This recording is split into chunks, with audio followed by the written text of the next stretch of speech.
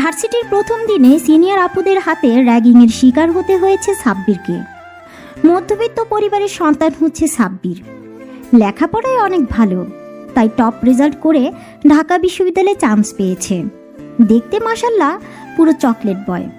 উজ্জ্বল ফর্সা গায়ের রং, যে কোনো মেয়ে প্রথম দেখাতে ক্রাশ খেয়ে যাবে। এবার গল্পে ফেরা যাক। এই ছেলে সিনিয়রদের কিভাবে সম্মান করতে হয় জানো না? দেখতে তো পুরোই হাবাগোবা, মনে হচ্ছে ভাজা মাছটাও উল্টে খেতে জানে না। ভার্সিটিতে প্রথম দিনে সেই সিনিয়রদের সাথে বেয়াদবি করলি? ওদের কথা শুনে সাব্বির নিজের কাঁধের ব্যাগটা ঠিক করতে করতে বলে, আমি আপনাদের কখন অসম্মান করলাম? এই ছেলে আপনার মুখে মুখে তর্ক করা হচ্ছে। ভার্সিটির প্রথম দিন সিনিয়রদেরকে সালাম দিতে হয়, জানিস না তুই? এই ভার্সিটিতে থাকতে হলে আমরা যা বলবো তাই শুনতে হবে, আর প্রতিদিনই এসে আমাদের আগে সালাম দিতে হবে। ভার্সিটিতে থাকতে হলে আপনাদের কথা শুনে চলতে হবে কেন? ভার্সিটি তো কারোর ব্যক্তিগত সম্পত্তি না। সবাই এখানে লেখাপড়া করার জন্য এসেছে। এখানে সবার সমান অধিকার আছে। তাহলে আমি আপনাদের কথা শুনে চলবো কেন? সাব্বিরের কথা শুনে বৃষ্টি ওদের টিমের লিডার মারিয়াকে বলল, দেখেছিস মারিয়া, এই ছেলের কত সাহস, তোর সামনে বেয়াদবি করছে, আর তুই কিছু না বলে চুপ করে আছিস। এই ছেলেকে শাস্তি দিতে হবে। মারিয়া তার হিমিকা, অসম্ভব সুন্দর একটা মেয়ে, পুরো ভার্সিটির ক্রাশ গার্ল। উজ্জ্বল ফর্সা গায়ের রং, বড়লোক বাপের বড় মেয়ে, কিন্তু প্রচণ্ড পরিমাণে বদমেজাজি, তবে মনের দিক থেকে অনেক ভালো। মারিয়া এতক্ষণ বসে বসে বাদাম খাচ্ছিল। বৃষ্টির কথা শুনে হাত জেরে উঠে দাঁড়ায় আর বলে, এই ছেলে, তুই জানিস তুই কার সাথে কথা বলছিস? কার সাথে কথা বলছি সেটা তো জানি না, তবে এটুকু বুঝতে পারছি কোনো বড়লোক বাবার বিগড়ে যাওয়া মেয়ের সাথে কথা বলছি। সাব্বিরের কথায় মারিয়া বেশ রেগে যায় আর রেগে গিয়ে বলে, তোর এত বড় সাহস, তুই আমাকে অপমান করিস? তুই জানিস আমার বাবা এই ভার্সিটির প্রিন্সিপাল। আমি চাইলেই তোকে ভার্সিটি থেকে বের করে দিতে পারি। দেখেন আপু, আমি নিজের যোগ্যতায় এই ভার্সিটিতে এসেছি, কোনো ক্ষমতার জোরে বা ঘুষ দিয়ে নয়। যোগ্যতা থাকলে যে কোনো ভার্সিটিতেই আমি চান্স পাবো। আপনি যেটা বলছেন ওটা আপনার ক্ষমতার অহংকার। এভাবে নিজের ক্ষমতাটাকে অপব্যবহার না করে সেটাকে কোনো ভালো কাজে লাগান। এমন অনেক স্টুডেন্ট আছে যারা জীবনে অনেক কিছু করতে চায়, শুধু সামর্থ্যের অভাবে করতে পারে না। আপনার যদি এতই ক্ষমতা থাকে তাহলে সেই সমস্ত স্টুডেন্টদেরকে ভার্সিটিতে অ্যাডমিশন করিয়ে দিন। আমাদের মতো কিছু মধ্যবিত্ত ছেলেদের ভবিষ্যৎ এমন করে রাগের বশে নিজেদের খেয়াল খুশির জন্য নষ্ট না করে ওই সমস্ত গরিব পরিবারের ছেলেগুলোকে সাহায্য করুন। সাব্বিরের কথায় মারিয়া মুগ্ধ হয়ে ওর দিকে তাকিয়ে রইল। ছেলেটার কথাগুলো শুনে মারিয়া রাগ কখন যে পানি হয়ে গেছে সেটা নিজেও টের পায়নি। মারিয়া সাব্বিরের কথার মাঝেই এতটাই হারিয়ে গেছে যে ও কোনো কথাই বলছে না। মারিয়া কিছু বলছে না দেখে পাশ থেকে মারিয়ার বান্ধবী ছায়া বলল, এই ছেলে, তোর এই সমস্ত জ্ঞান তোর কাছেই রাখ, তোর সাহস তো কম না। তুই আমাদের মারিয়ার মুখে মুখে কথা বলিস, তোকে তো আমি। কথাটা বলে ছায়া সাব্বিরের দিকে তেড়ে যেতে গেলে মারিয়া ছায়াকে থামিয়ে দিয়ে বলে, আমি কি করব না করব সেটা অবশ্যই তোর কাছ থেকে জানতে হবে না? সরি আপু, আমি যদি কোনো ভুল বলে থাকি তাহলে আমাকে ক্ষমা করে দেবেন। সাব্বিরের কথা শুনে মারিয়ার বান্ধবীগুলো সব হাসতে থাকে। মারিয়া ওদেরকে থামিয়ে দিয়ে বলে, তোর ভুলের জন্য এখন একটাই শাস্তি, তোকে আমাদের এই 5 জনের সমস্ত অ্যাসাইনমেন্ট করে দিতে হবে। কিন্তু আপু, আমি কেন আপনাদের অ্যাসাইনমেন্ট করতে যাব? আমি আপনাদের অ্যাসাইনমেন্ট কিভাবে করব? এটা কিভাবে সম্ভব? এটা তো অন্যায়। আপনারা শুধু শুধু আমার উপরে অত্যাচার করছেন। তুই যদি আমাদের অ্যাসাইনমেন্ট না করে দিস তাহলে তোকে এই ভার্সিটি থেকে রাস্ট্রিকেট করিয়ে দিব। কিভাবে করবি সেটা তোর ব্যাপার। সম্ভব অসম্ভব এই প্রশ্নই আসে না, এটা তোর শাস্তি। আমরা কোনো অত্যাচার করিনি, তুই যে আমাদের সাথে এতক্ষণ বেয়াদবি করলি সেই ভুলের শাস্তি এটা। আর তোর সময়সীমা মাত্র 24 ঘন্টা। 24 ঘন্টার মধ্যে তোকে সমস্ত অ্যাসাইনমেন্ট কমপ্লিট করে ঠিক এই সময়ে কালকে আমাদের দিতে হবে। মারিয়ার কথাগুলো শেষ হলে ওর বান্ধবী বৃষ্টি অ্যাসাইনমেন্টের পেপারগুলো নিয়ে সাব্বিরের হাতে দেয়। তারপর ওরা চলে যায়। সাব্বির কি করবে বুঝে উঠতে পারছে না। মাত্র 24 ঘন্টার মধ্যে 5 জনের অ্যাসাইনমেন্ট ও কিভাবে কমপ্লিট করবে, তাও আবার ওর সিনিয়র ব্যাচের। যেগুলো কখনো না দেখেছে না করেছে। সাব্বির পেপারগুলো নিয়ে সোজা লাইব্রেরিতে চলে যায়। লাইব্রেরিতে গিয়ে ও মারিয়াদের ব্যাচের বইগুলো খুঁজে বের করে, তারপর ওগুলো নিয়ে বাসায় চলে আসে। অন্যদিকে কিরে মারিয়া, তুই শুধু শুধু বেচারাকে আমাদের অ্যাসাইনমেন্ট করতে দিলি কেন? এগুলো তো আমরা আগেই কমপ্লিট করে রেখেছি, তাহলে আবার নতুন করে আমাদের অ্যাসাইনমেন্ট করতে দিলি যে? ফার্স্ট ইয়ারের স্টুডেন্ট সিনিয়র ব্যাচেলর অ্যাসাইনমেন্ট করতে দিয়েছে 24 ঘন্টার মধ্যে, তাও আবার 5 জনের অ্যাসাইনমেন্ট, যেটা করা অসম্ভব। কিন্তু ও এটা করার আপ্রাণ চেষ্টা করবে, কারণ ওর মতো ফকিরনির বাচ্চার কোনো যোগ্যতা নেই ভার্সিটিতে থাকার। ও যদি অ্যাসাইনমেন্টগুলো না করে আসে, ওকে ভার্সিটি থেকে চলে যেতে হবে। আর এইটাই হবে আমার সাথে লাগতে আসার শাস্তি। মারিয়ার সাথে যে লাগতে আসবে তাকে শাস্তি পেতে হবে। অন্যদিকে সাব্বির ভার্সিটি থেকে ফেরার পর থেকে অ্যাসাইনমেন্ট করতে উঠে পড়ে লেগে যায়। কি হলো আপু, সকালে ঘুম থেকে উঠতে লেট হলো বলে না খেয়ে ভার্সিটি চলে গেলে, আবার ভার্সিটিতে গিয়ে ক্লাস না করে চলে এলি। এসব কিছু না খেয়ে সে কখন থেকে কি সব করছিস? কি লিখছিস এগুলো তুই? একটু তো খেয়ে নে, দেখ দুপুর 12টা পার হয়ে গেছে, তুই এখনো কিছু খাসনি। এভাবে থাকলে তো তুই অসুস্থ হয়ে পড়বি। উফ আম্মু, বিরক্ত করো না তো, আমি অ্যাসাইনমেন্ট করছি, এগুলো খুব জরুরি। কাজটা শেষ করেই আমি খেতে আসছি, তুমি যাও। আচ্ছা ঠিক আছে, তাড়াতাড়ি আয়, আমি গেলাম। পরদিন ভার্সিটিতে মারিয়া ওর লেডি গ্যাং নিয়ে অপেক্ষা করছে। কি রে, ওই ছোট্ট বাচ্চাটা এখনো এলো না তো? বৃষ্টির কথায় বিরক্ত হয়ে ছায়া বলল, উফ গাধি, তোরা এই বিরক্তকর কথা বন্ধ করবি? হর্দ কথা বাচ্চা, এই বাচ্চাটা আবার কে? কেন, বাচ্চাটাকে বুঝতে পারছিস না? আরে কালকের ওই ছেলেটা যাকে আমরা অ্যাসাইনমেন্ট করতে দিয়েছি, কালকে ওর সাথে এত ঝগড়া করলি কিন্তু নামটাই তো কেউ জিজ্ঞেস করলি না। ওর তো এখন অ্যাসাইনমেন্ট দেওয়ার কথা, কিন্তু এখনো তো এলো না। সেজন্যই বলছি বাচ্চাটা এখনো এলো না যে। হ্যাঁ আসলেই তো বাচ্চা। ছায়ার কথাটা শেষ করার আগেই সাব্বির ওদের সামনে এসে অ্যাসাইনমেন্টগুলো এগিয়ে দিয়ে বলল, আসসালামু আলাইকুম আপুরা, এই নিন আপনাদের অ্যাসাইনমেন্ট। সাব্বিরের কথায় ওরা 5 জনে অবাক হয়ে যায়। আর ছায়া বলে, এই ছেলে 24 ঘন্টার মধ্যে সিনিয়র ব্যাচের অ্যাসাইনমেন্ট করা অসম্ভব, তাহলে তুমি কিভাবে করলা? নিশ্চয়ই ভুলভাল লিখে নিয়ে এসেছো। পাশ থেকে বৃষ্টি বলল, এই কেউ অ্যাসাইনমেন্টগুলো নিয়ে দেখতো সব ঠিক আছে কিনা। ছায়া সাব্বিরের হাত থেকে অ্যাসাইনমেন্টগুলো নিয়ে দেখতে লাগলো। কিছুক্ষণ বেশ ভালোভাবে দেখে বুঝতে পারলো সব একদম ঠিক আছে। তখন ছায়া অবাক হয়ে মারিয়াকে বলল, মারিয়া, এ তো দেখছি সব একদম ঠিক করেছি। এই ছেলে, তোমার নাম কি? জি, আজমাইন হোসেন সাব্বির। মারিয়া এতক্ষণ চুপ ছিল, কিন্তু সাব্বিরের নাম শুনে অবাক হয়ে যায়। তারপর ওকে প্রশ্ন করে, আজমাইন হোসেন সাব্বির মানে? হ্যাঁ আপু, এইটাই আমার বাবা মায়ের দেওয়া নাম। আচ্ছা, তোকে কি সবাই টিউশনি সাব্বির ডাকতো? না মানে তুই কি আগে অনেকগুলো টিউশনি করাতি? হ্যাঁ, আমি টিউশনি পড়াতাম, কিন্তু আপনি কিভাবে জানলেন? সাব্বিরের কথা শুনে মারিয়া একটা তাচ্ছিলের হাসি দিয়ে বলে, আমি নীলার বড় আপু। মারিয়া কথাটা বলেই সেখান থেকে চলে যায়। আর সাব্বির মারিয়ার চলে যাওয়ার দিকে অবাক চোখে তাকিয়ে রইল। ও বিশ্বাসই করতে পারছে না যে মারিয়া নীলার বড় আপু।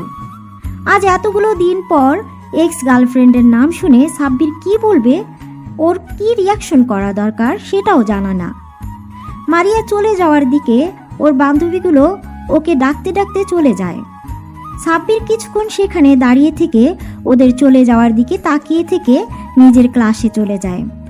সাব্বিরের ক্লাসে মনোযোগ দিতে পারছে না, বারবার কিছুক্ষণ আগের ঘটনা মাথায় ঘুরপাক খাচ্ছে। মারিয়া নীলার বড় আপু, কিছু একটা ভেবে দীর্ঘশ্বাস ফেলে সাব্বির সেদিনকার মতো কোনো মতে ক্লাস করে সাব্বির বাসায় চলে যায়। দেখতে দেখতে বেশ কয়েকটা দিন কেটে যায়। এই কয়েকদিন সাব্বির আর মারিয়াদের সামনে যায়নি। তারপর হঠাৎ একদিন ভার্সিটিতে কিছু ছেলে মিলে একটা মেয়েকে ডিস্টার্ব করছিল। সবাই সেখানে নীরব দর্শকের মতো দাঁড়িয়ে বিষয়টা দেখছিল, কেউ কোনো প্রতিবাদ করছে না। হঠাৎ ছেলেগুলোর মধ্যে একটা ছেলে মেয়েটার ওড়না নিয়ে নেয়।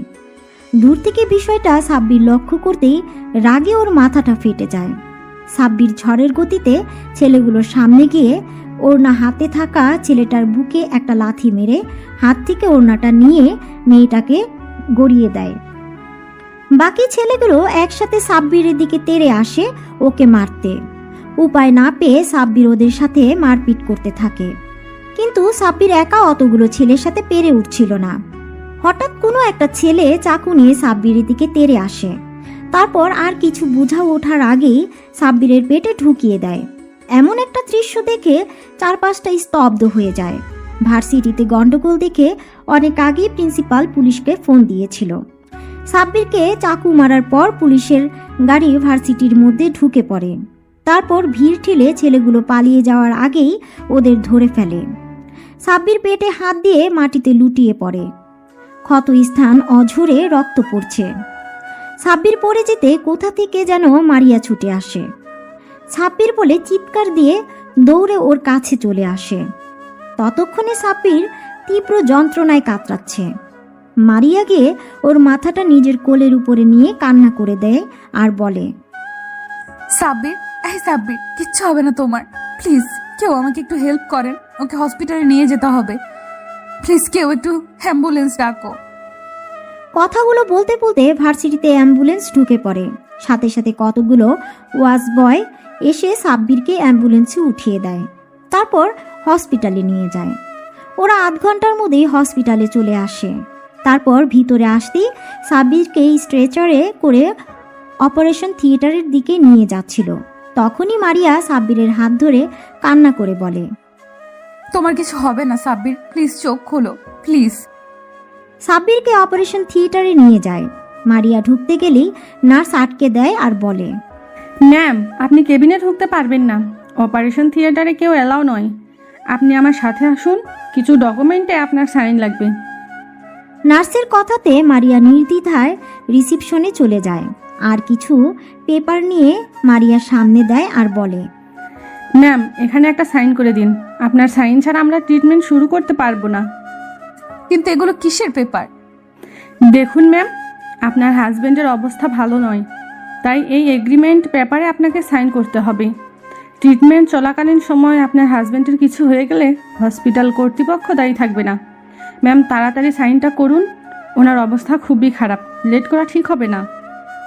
নার্সের মুখে হাজবেন্ড কথাটা শুনে মারিয়া অবাক হয়ে গেছে। তাও কিছু না ভেবেই পেপারে সাইন করে দিয়ে আবার দৌড়ে অপারেশন থিয়েটারের সামনে চলে যায়। মারিয়া হাউমাউ করে কান্না করছে। এর মাঝে মারিয়ার বান্ধবীরা চলে আসে। মারিয়াকে কান্না করতে দেখে ছায়া বলে, মারিয়া দোস্ত প্লিজ কান্না করিস না, দেখ সাব্বিরের কিচ্ছু হবে না। এবার সাব্বিরের আম্মু আব্বু কান্না করতে করতে হসপিটালে আসেন। ওদের সামনে এসে সাব্বিরের আম্মু কান্না করে মারিয়ার কাছে প্রশ্ন করে, সাব্বির, আমার সাব্বির, কি হয়েছে? সাব্বিরকে আম্মু, তুমি কান্নাকাটি করো না, আমাদের ছেলের কিচ্ছু হবে না। আমার ছেলে অতটা দুর্বল না যে সামান্য একটু আঘাতে হেরে যাবে। তুমি এইভাবে কান্না করলে অসুস্থ হয়ে পড়বে। পরে তোমার ছেলে যদি দেখে তার জন্য কান্নাকাটি করে তুমি অসুস্থ হয়ে পড়েছ, তাহলে ছেলেটা অনেক কষ্ট পাবে। তুমি কান্নাকাটি বন্ধ করো। সাব্বিরের আব্বুর কথাতে আম্মুর কান্না বন্ধ করার বৃথা চেষ্টা করে। আম্মু এতক্ষণ মারিয়াকে খেয়াল করেনি। ওদেরকে দেখে আব্বু প্রশ্ন করে, আচ্ছা মামুনিরা, তোমরা কি সাব্বিরের ফ্রেন্ড? জি আঙ্কেল, আমরা সাব্বিরের ফ্রেন্ড। আচ্ছা, তোমরা বলতে পারবে আমার ছেলের এই অবস্থা হলো কিভাবে? মন্ত্রীর ছেলে আকাশ ভার্সিটিতে একটা মেয়েকে টিজ করছিল, অসভ্যতামি করছিল। কেউ একটু প্রতিবাদও করেনি। সাব্বির ওখানে গিয়ে মেয়েটাকে প্রোটেক্ট করে, ওদের সাথে মারপিট করে। তখন ওদের মধ্যে থেকে একটা ছেলে সাব্বিরের পেটে চাকু ঢুকিয়ে দেয়। কোনো কিছু বোঝার আগে সাব্বির মাটিতে লুটিয়ে পড়ে। কথাটা বলা শেষ হতে সাব্বিরের আম্মু আবারও কান্না শুরু করে দেয়। তখন মারিয়া আম্মুর কাছে গিয়ে সান্ত্বনা দিয়ে বলে, আন্টি, আপনি কান্না করেন না প্লিজ। আপনি কান্না করলে অসুস্থ হয়ে পড়বেন। দেখবেন আপনার ছেলের কিচ্ছু হবে না, ওর কিছু হতেই পারে না। আল্লাহর কাছে দোয়া করুন, আল্লাহ সব ঠিক করে দিবে। এরই মাঝে অপারেশন থিয়েটার থেকে একটা নার্স বেরিয়ে এসে বলে, এখানে পেশেন্টের বাসার লোক কে আছেন? নার্সের কথাতে সবাই নার্স সামনে আসে। আম্মু অস্থির হয়ে নার্সকে জিজ্ঞাসা করে, আমার সাব্বির কিছু হয়নি তো? ও ঠিক আছে? ও ঠিক হয়ে গেছে তো? অসুস্থ হয়ে গেছে তাই না? আমাকে একটা বার আমার কলিজার টুকরার কাছে যেতে দিন প্লিজ। আমি আমার সাব্বিরের কাছে যাব। ম্যাম আপনি শান্ত হন, পেশেন্টের অবস্থা খুবই খারাপ। ইমিডিয়েটলি ও পজিটিভ ব্লাডের প্রয়োজন। আমাদের ব্লাড ব্যাংকে এখন ও পজিটিভ ব্লাড নেই। আপনারা জলদি ব্লাডের ব্যবস্থা করেন প্লিজ। নার্সের কথা শুনে সাব্বিরের আব্বু বলল, আমার রক্ত ও পজিটিভ, কিন্তু আমার সুগার আছে। এসব কথার মাঝে আম্মু অস্থির হয়ে বলে, আমার রক্ত নিন, যত রক্ত লাগে নিন, তবু আমার সাব্বিরকে আমার কাছে ফিরিয়ে দিন। সাব্বিরের আম্মু, তুমি কান্না থামাও। আমাদের ছেলের কিচ্ছু হবে না। তুমি ওকে কি করে রক্ত দেবে? তোমার রক্তের সাথে ওর রক্তের মিল নেই। দেখুন এসব বললে তো হবে না, রক্ত না পেলে পেশেন্টকে বাঁচানো যাবে না। ওদের কথা শেষ হতেই মারিয়া বলে, নার্স, আমার রক্তের গ্রুপ ও পজিটিভ। আমার সব কিছু নর্মাল। যত রক্ত লাগে আমার শরীর থেকে নিয়ে নিন। আপনি তাড়াতাড়ি ভিতরে আসুন। নার্স মারিয়াকে নিয়ে ভিতরে চলে যায়। শরীর থেকে 2 ব্যাগ রক্ত নেওয়া হয়। রক্ত দেওয়ার শেষে মারিয়া দাঁড়ানোর চেষ্টা করলে মাথা ঘুরে পড়ে যেতে নাই। তখন নার্স ওকে ধরে শুয়ে দিয়ে বলে, আরে আরে আপনি উঠছেন কেন? শুয়ে কিছুক্ষণ রেস্ট নিন। নার্স বেরিয়ে গেলে সাব্বিরের আব্বু আম্মু মারিয়ার কেবিনে ঢুকে। আম্মু মারিয়ার সামনে বসে ওর একটা 2 হাত হাতের মুঠোয় নিয়ে বলে, তুমি আজকে আমার ছেলের জন্য যা করলে এই ঋণ আমি কখনো শোধ করতে পারবো না মা। ছি ছি, আন্টি কি বলছেন এগুলো? এটা আমার কর্তব্য, এইভাবে বলবেন না। তোমার জন্য আজকে আমি আমার ছেলেকে ফিরে পেয়েছি। তোমার এই ঋণ আমি কিভাবে যে শোধ করব? এ মা, আন্টি কি বলছেন এগুলো? আমার কিচ্ছুর প্রয়োজন নেই। সাব্বির এখন সুস্থ আছে, তাতেই আমি খুশি। তুমি অনেক লক্ষ্যে একটা মেয়ে। তোমার কখনো যদি মনে হয় এই মায়ের থেকে কোনো কিছুর প্রয়োজন, তাহলে তুমি আমাকে অবশ্যই বলবে। আচ্ছা আন্টি। ওদের কথা শেষ হতে সাব্বিরের আব্বু মারিয়ার মাথার উপর হাত রেখে বলে, দোয়া করি মা, তুমি অনেক সুখী হও। আব্বুর কথায় মারিয়া মুচকি একটা হাসি দেয়। ওরা আরো কিছুক্ষণ কথা বলে। এর মাঝে নার্স এসে বলে সাব্বিরের জ্ঞান ফিরেছে। কথাটা শোনার সাথে সাথে মারিয়া ছুটে কেবিন থেকে বেরিয়ে সাব্বিরের কেবিনে চলে যায়। মারিয়ার এভাবে ছুটে যাওয়া দেখে সাব্বিরের আব্বু আম্মু অবাক হয়ে তাকিয়ে থাকে, কিন্তু বিষয়টা নিয়ে খুব একটা ভাবে না। তারপর ওরা সবাই সাব্বিরের কেবিনে গিয়ে দেখে ও মিটমিট করে তাকাচ্ছে। মারিয়া গিয়ে সাব্বিরের পাশে বসে। ওর একটা হাত হাতের মধ্যে নিয়ে বলে, তোমার এখন কেমন লাগছে? সাব্বির চোখ খুলে মারিয়াকে পাশে দেখে অবাক হয়ে যায়। পরক্ষণে আবার চারপাশে তাকিয়ে দেখে মারিয়ার বান্ধবী সহ ওর আব্বু আম্মু সেখানে দাঁড়িয়ে আছে। সাব্বিরের আব্বু আম্মুর দিকে তাকাতেই ওরা কাছে এসে দাঁড়ায়। আম্মু সাব্বিরের অন্য হাত ধরে কান্না করে দেয় আর বলে, তাকে কতবার বলেছি এসব মারপিট আর ঝামেলার মধ্যে জড়াবি না। তুই কখনো আমার কথা শুনবি না, সব সময় মারপিটের ভেতরে থাকবি। আজকে যদি তোর কিছু হয়ে যেত তাহলে আমাদের কি হতো? আমরা কি নিয়ে বাঁচতাম? তুই ছাড়া আমাদের আর কি আছে বল? আজকে যদি এই মেয়েটা না থাকতো, তোকে আমি কখনোই ফিরে পেতাম না। সাব্বিরের আম্মুর কথা শুনে মারিয়ার দিকে তাকায় আর প্রশ্ন করে, আম্মু কি বলছো তুমি এগুলো? আমি তো কিছুই বুঝতে পারছি না। উনি আমাকে বাঁচিয়েছে মানে? মেয়েটাই তোকে হাসপাতাল এনেছে, আমার 2 ভাগ রক্ত দিয়ে আজকে তোকে বাঁচিয়েছে। ওই তো তোকে হাসপাতাল নিয়ে এসেছে। আজকে যদি ও না থাকতো তাহলে কি যে হতো ভাবাই যাচ্ছে না। এটা ভাবতে আমার অন্তরাত্মা কেঁপে উঠছে। এরপর থেকে তুই কখনো যদি মারপিটে করিস তাহলে আমাকে আর কখনো আম্মু বলে ডাকবি না। তুই আজকে আমাকে কথা দে, তুই আর কখনো মারপিটের ভিতরে যাবি না। ওর আম্মুর কথা শুনে মারিয়ার দিকে তাকায় আর ওর আম্মুকে উত্তর দেয়, আম্মু, আমি কথা দিলাম আর কখনো মারামারি ভিতরে যাব না। ওদের কথা শেষ হতে মারিয়া সাব্বিরের আম্মুকে বলে, আন্টি আপনি সাব্বিরের কাছে থাকেন, আমি বাসায় গেলাম। বাসায় ফিরতে লেট হলে আব্বু অনেক টেনশন করবে। আচ্ছা মা, তুমি যাও। আর হ্যাঁ, কখনো যদি কিছু সাহায্যের প্রয়োজন হয় তাহলে অবশ্যই আমাকে বলবে। আম্মুর কথার পরিবর্তে মারিয়া মুচকি একটা হাসি দেয়। তারপর চলে যাওয়ার সময় মারিয়ার বান্ধবীগুলো সবাই সাব্বিরের সাথে কথা বলে যায়। সবাই চলে যেতেই সাব্বির কিছু একটা ভেবে মুচকি একটা হাসি দেয়। আব্বু আম্মু ওকে এমন করে হাসতে দেখে ভ্রু কুঁচকে জিজ্ঞাসা করে, কি হলো আব্বু, তুই হাসছিস কেন? না না, কিছু না তো, এমনি। আচ্ছা আব্বু, একটা কথা জিজ্ঞেস করব? আম্মু, তুমি আমাকে কিছু জিজ্ঞেস করবে, তার জন্য পারমিশন নিতে হবে? তুমি নিশ্চিন্তে আমাকে বলো কি বলতে চাও। আব্বু, তুই কি মেয়েটাকে ভালোবাসিস? আম্মুর মুখে এরকম কথা শুনে সাব্বির অবাক হয়ে আম্মুর দিকে তাকিয়ে বলে, আম্মু, কী সব বলছো? তোমার মাথা ঠিক আছে? ওই মেয়েটা আমাদের ভার্সিটির সিনিয়র, আমার থেকে 2 বছরের সিনিয়র। আমার ওর সাথে তেমনভাবে কোনো পরিচয়ই নেই, তাহলে সম্পর্ক হবে কিভাবে? কিন্তু মেয়েটা যে বললো ও তোর ফ্রেন্ড, তাছাড়া মেয়েটাকে দেখে মনে হলো তোকে প্রচন্ড পরিমাণে ভালোবাসে। আম্মু, তুমি ভুল ভাবছো। দেখ আব্বু, আমি তোর আম্মু, আমাকে ঠিক ভুল চেনাতে আসিস না। আমি মেয়েটার চোখে তোর জন্য এক বুক পরিমাণ কষ্ট আর ভালোবাসা দেখেছি, আর তুই কেমন ওদিকে মায়া ভরা দৃষ্টিতে তাকিয়েছিলি। জানিস তো, মায়ের চোখে সন্তান কখনোই ফাঁকি দিতে পারে না। তুমি ঠিক বলছো, এই বিষয়টা আমিও লক্ষ্য করেছি, শুধু বলতে পারছিলাম না। আব্বু আম্মু, তোমরা কি একটু থামবে? আমাকে তোমরা কিছু বলার সুযোগই দিচ্ছ না। তোমরা যে মেয়েটাকে নিয়ে এত আকাশ পাতাল চিন্তা করছো, জানো মেয়েটাকে? এর কথায় আব্বু আম্মু নীরব হয়ে ওর দিকে তাকিয়ে বলে, ওই মেয়েটার কেউ নয়, ও হচ্ছে নীলা আর বড় বোন। সাব্বিরের মুখে নীলা নামটা শুনে আব্বু আম্মু অবাক হয়ে গেল। নীলার বড় আপু যে এই মেয়েটা মানে মারিয়া, সেটা শুনে আরও অবাক হয়ে গেল। আব্বু আম্মু অনেকক্ষণ চুপ করে সাব্বিরের মুখের দিকে তাকিয়ে রইল।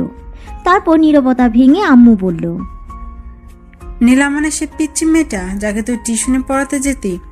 এই মেয়েটা নীলার বড় বোন, কিন্তু এর সাথে তো নীলা কোনো মিল নেই।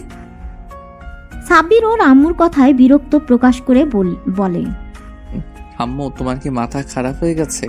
ওরা কি যমজ নাকি একই রকম দেখতে হবে? উফ, তুই একটা মাথা মোটা। আমি কি চেহারা মিলা কথা বলেছি নাকি? আমি বলতে চেয়েছি নীলা অহংকারী বদমেজাজি আর জেদি একটা মেয়ে, শুধু নিজের জেদটাকে ধরে রাখতে তোর সাথে মিথ্যা ভালোবাসা অভিনয় করে তোকে মৃত্যুর মুখে ঠেলে দিয়েছিল, আর সেই মেয়ের বড় বোনে আজকে তোকে মৃত্যুর পর থেকে বাঁচিয়ে আনলো।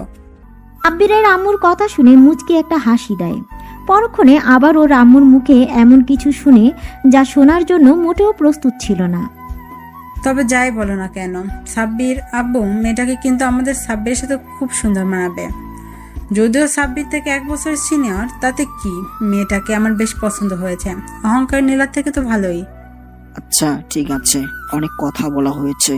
ছেলেটা এত বড় একটা ঝড় গেল, এখন আর কথা না বলে ওকে রেস্ট নিতে দাও, আর তুমি বাইরে চলো। আব্বু আম্মু কেবিন থেকে বেরিয়ে যায়, আর সাব্বির সেই পুরনো দিনের ভাবনাতে ডুব দেয়। দেখতে দেখতে 2টা দিন কেটে যায়। এই 2টা দিন সাব্বিরকে হসপিটালে থাকতে হয়েছিল। আজকে সাব্বিরকে ডিসচার্জ করা হবে। যাওয়ার আগে ক্ষত স্থানের ড্রেসিং করার জন্য একটা নার্স এলো। তারপর নার্স কিছু একটা ভেবে বলতে লাগলো, আচ্ছা, আপনার স্ত্রী তো আর এলো না, উনি কি অসুস্থ নাকি? নার্সের কথা শুনে সাব্বির যেন আকাশ থেকে পড়ল। ভাবছে ওর আবার বউ আসলো কোথা থেকে? সেখানে এখন অব্দি বিয়েটাই করলো না, সেখানে আবার বউ। সাব্বির অবাক হয়ে বলল, আমার বউ মানে? কেন, সেদিন ম্যাডামই তো আপনাকে হসপিটালে আনলো, ব্লাড দিল, এমনকি এগ্রিমেন্ট পেপারে সাইন করলো। সত্যি ভাগ্য করে এমন একটা বউ পেয়েছেন। উনি যদি আপনাকে হসপিটালে আনতে আর কয়েক মিনিট লেট করতো, তাহলে হয়তো আর আপনাকে বাঁচানো যেত না। তাছাড়া ম্যাডাম যে পরিমাণে কান্না করেছে আপনি ভাবতেও পারবেন না। যতক্ষণ আপনার ট্রিটমেন্ট হয়েছে ততক্ষণ উনি পাগলের মতো কান্না করেছে। আপনার জন্য যে পরিমাণে পাগলামি করছিল তাতে তো স্পষ্ট বোঝা যায় উনি আপনার স্ত্রী আর আপনাকে প্রচণ্ড পরিমাণে ভালোবাসে। নার্সের কথা শুনে সাব্বিরের অবাকের উপর অবাক হচ্ছে। ভাবতেই পারছে না ওরই এক্স গার্লফ্রেন্ডের বড় বোন নাকি ওর জন্য কান্না করেছে, এমনকি ওর জন্য এত কিছু করেছে। সাব্বিরের মনে এখন একটা প্রশ্নই ঘুরপাক খাচ্ছে, আর সেটা মারিয়া ওর জন্য এত কিছু কেন করেছে? তাহলে কি আম্মু যেটা বলল সেটাই সত্যি? কিন্তু সেটা কিভাবে সম্ভব? সাব্বির বারবার নিজেকে প্রশ্ন করছে। নার্সের ড্রেসিং করা হয়ে গেলে চলে যাচ্ছিল, কিন্তু কিছু একটা মনে করে আবার ফিরে এসে বলল, আর হ্যাঁ, দোয়া করি আপনারা দুজন অনেক সুখী হন। জানেন তো, লাইফ পার্টনার হিসেবে এমন কাউকে পাওয়াটা অনেক ভাগ্যের ব্যাপার। তাকে সবসময় ভালোবাসার মানুষটাকে আগলে রাখবেন। সাব্বিরকে ডিসচার্জ করা হলে ও আব্বু আম্মুর সাথে বাসায় ফিরে আসে। দেখতে দেখতে আরও 1 সপ্তাহ কেটে যায়। এর মাঝে মারিয়া একবারও সাব্বিরের খোঁজ খবর নেয়নি। পুরো 1 মাস লেগে গেল সাব্বির সুস্থ হতে। আর সুস্থ হতে ভার্সিটিতে যাবে বলে ঠিক করে। সাব্বির রেডি হয়ে আম্মুকে বলে ভার্সিটির উদ্দেশ্যে বেরিয়ে পড়ে। তারপর ক্যাম্পাসে এসে সাব্বির বারবার এদিক ওদিক মারিয়াকে খুঁজছিল। কেন জানি না, সাব্বির এই 1টা মাস মারিয়াকে অনেক মিস করেছে। বারবার শুধু মারিয়ার মায়াবী মুখ ওর চোখের সামনে ভেসে উঠেছে। অনেকক্ষণ মারিয়াকে খুঁজেও যখন পেল না, তখন হতাশ হয়ে ক্লাসে চলে যায়। তারপর ক্লাস করতে থাকে। অন্যদিকে কি রে মারিয়া, আজ এতদিন পর সাব্বির ভার্সিটিতে আসলো আর তুই একটা বার ছেলেটার সাথে দেখা করলি না? এই কয়টা দিন তো পাগল হয়ে গিয়েছিলি ওকে দেখতে না পেয়ে, আর আজকে যখন ও এসেছে একটা বার ওর সামনেও যাচ্ছিস না। দেখলাম ও তোকে অনেকক্ষণ যাবৎ খুঁজছিল, অবশেষ না পেয়ে মুখটা মলিন করে ক্লাসে চলে গেল। ওদের কথা শুনে মারিয়া মলিন সুরে বলে, আমি কিভাবে ওর সামনে যাব বলতে পারিস? সাব্বির নিশ্চয়ই এখন আমাকে ঘৃণা করে। আজব তো, তোকে ঘৃণা করবি কেন? কারণ আমি যে নীলার বোন, এটা জানার পর থেকে সাব্বির নিশ্চয়ই আমাকে ঘৃণা করে। সাব্বির হয়তো ভাবে আমিও নীলার মতো অহংকারী, বদমেজাজি আর প্রতারক। আর তার প্রমাণ তো আমি নিজেই দিয়ে দিয়েছি। ছেলেটা ভার্সিটির প্রথম দিন আসতেই ওর সাথে কি করলাম, তখন ও কি বলেছিল তোদের হয়তো মনে নেই, আমি নাকি বড়লোক বাবের বিগড়ে যাওয়া সন্তান। আর আমিও তো নীলার মতোই ওর দারিদ্রতার সুযোগ নিয়েছিলাম। ছেলেটা যে কয়টা দিন হলো ভার্সিটিতে আসছে, আমি প্রত্যেকটা দিন ওর সাথে রাফ বিহেভ করেছি। দেখ মারিয়া, আমরা সবসময় যেটা ভাবি সেটা কিন্তু হয় না। তুই কি জানিস আমরা নিজেরাই নিজেদের শত্রু? যে বিষয়টা নিয়ে আমরা ভয়ে থাকি সেই বিষয়টা নিয়ে আমরা এতটাই চিন্তা করে ফেলি যে যেটা হবার নয় সেটাও কল্পনায় চলে আসে। তারপর সেটার সম্মুখীন হবার সাহসও হয় না আমাদের। এইভাবে ভুলভাল চিন্তাভাবনা বাদ দিয়ে সাব্বিরের সাথে দেখা করে কথা বল। ছেলেটার উপর দিয়ে এতটা ধকল গেছে, ওকে জিজ্ঞেস কর এখন কেমন আছে। ওকে একটু সময় দে। আর তোর জন্য যদি ওর মনে কোনো নেগেটিভ চিন্তাভাবনা থাকে তাহলে সেটা দূর করার চেষ্টা কর। ভার্সিটিতে এসেই ও প্রথমে তোকে খুঁজছিল, আর তুই ওকে এড়িয়ে যেতে চাইছিস। বৃষ্টির কথাগুলো মারিয়া মনোযোগ দিয়ে শুনল। তারপর নিজের মনকে প্রশ্ন করল, বৃষ্টি ঠিকই বলছে, আমার একবার সাব্বিরের সামনে গিয়ে ওর সাথে কথা বলা দরকার। অন্যদিকে সাব্বিরের ক্লাসগুলো শেষ হলে ও ক্যান্টিনের দিকে যাচ্ছিল। তখনই বৃষ্টি আর ছায়া এসে ওর সামনে দাঁড়ায় আর বলে, এই শোন মারিয়া, তোকে ভার্সিটির পেছন দিকের লেকের পাড়ে যেতে বলেছে। মারিয়া নামটা শুনে সাব্বিরের মুখে হাসির রেখা ফুটে ওঠে। তখন ও বলে, মারিয়া আপু আমাকে ডেকেছে, কিছু বলবে আমাকে?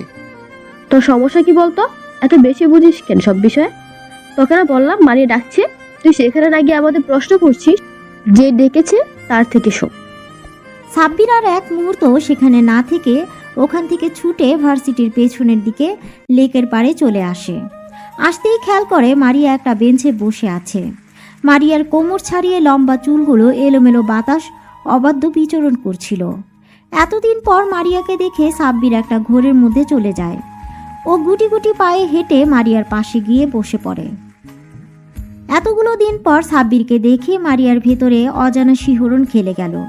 মারিয়ার বুকের মাঝে নীল সমুদ্রের উথাল পাথাল ঢেউ বইতে শুরু করলো। মারিয়া লজ্জা মিশ্রিত এক চাহনিতে সাব্বিরের দিকে তাকায়। দেখে সাব্বির একটা ঘোর লাগা দৃষ্টিতে ওর দিকে তাকিয়ে আছে। সাব্বিরের নেশালো চাহনিতে মারিয়ার লজ্জাটা বেড়ে দ্বিগুণ হয়ে গেল। মারিয়া লজ্জা পেয়ে চোখ জোড়া নামিয়ে নিয়ে হালকা কাশি দেয়। কাশির আওয়াজে সাব্বিরের ঘোর কাটে আর আমতা আমতা করে বলে, মানে না, আসলে কেমন আছেন আপু? মারিয়া লজ্জা পেলেও সাব্বিরের মুখে আপু ডাকটা কেন জানি সহ্য করতে পারল না। মারিয়া রেগে আগুন হয়ে গেল আর বলল, ওই কুত্তা, বান্দর, বিলাই, হনুমান, হাতি, গন্ডার, মাথা মোটা, খাটাস, উল্লুক, ফাল্লুক, আমি তোর কোন জন্মের আপু? এমন ভাবে আপু বলছিস যেন আমি তোর মায়ের পেটের আপু। খবরদার, আর কখনো যদি আমাকে আপু বলে ডেকেছিস তাহলে তোর খবর করে ছেড়ে দিব, কুত্তা, বলে রাখলাম। মারিয়ার আগে ফুঁসতে লাগলো। সাব্বির আবুলের মতো মারিয়ার রাগী চেহারার দিকে তাকিয়ে ভাবতে লাগলো, আপু, আপনি তো আমার 2 বছরের সিনিয়র, তাহলে আপনাকে আপু ডাকবে না তো কি ডাকবো? কি বলে ডাকবি মানে? আমার একটা সুন্দর নাম আছে, তুই জানিস না? এখন থেকে আমার নাম ধরে ডাকবি।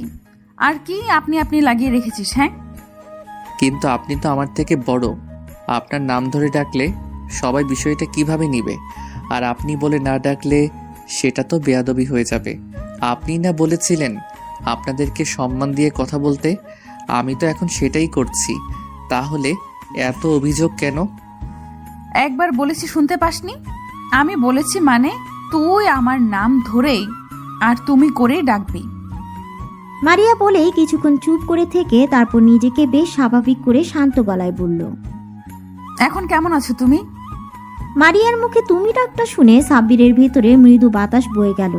তারপরও বলল, আলহামদুলিল্লাহ ভালো আছি, আপনি কেমন আছেন? সাব্বিরের মুখে আবার আপনি ডাক শুনে মারিয়া রাগী চোখে তাকিয়ে সাব্বির আমতা আমতা করে বলল, আপনাকে তুমি ডাকতে সময় তো লাগবেই। আমি সবাইকে আপনি করে ডাকতে অভ্যস্ত, তাই তুমি ডাকটা সহজে আসে না। সাব্বিরের ভয়ার্ত চেহারা দেখে মারিয়া একটু মুচকি হাসে। তখনও জিজ্ঞাসা করে, আচ্ছা, তোমাকে একটা কথা বলবো, যদি কিছু মনে না করো। কি কথা বলো? আর মনে করার কি আছে? আমি তোমার কোনো কথাতেই কিছু মনে করব না, তুমি নির্দ্বিধায় বলো। তুমি তো নীলার আপু, অথচ নীলার স্বভাবের সাথে তোমার কোনো মিল নেই।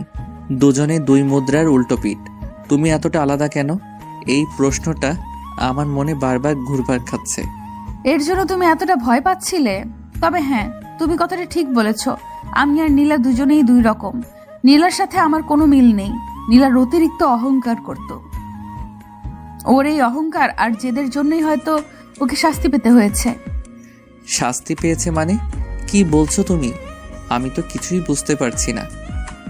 নীলা তোমার সাথে যেটা করেছে ঠিক এইরকম ভাবে আরো অনেক ছেলের সাথে এইরকম করেছে। কিন্তু ওই যে কথায় আছে না, পাপের ঘড়া পূর্ণ হয়ে গেলে পাপের শাস্তি হবেই হবে। নীলার এমন কাজে অনেক ছেলেই ওর উপর ক্ষিপ্ত ছিল।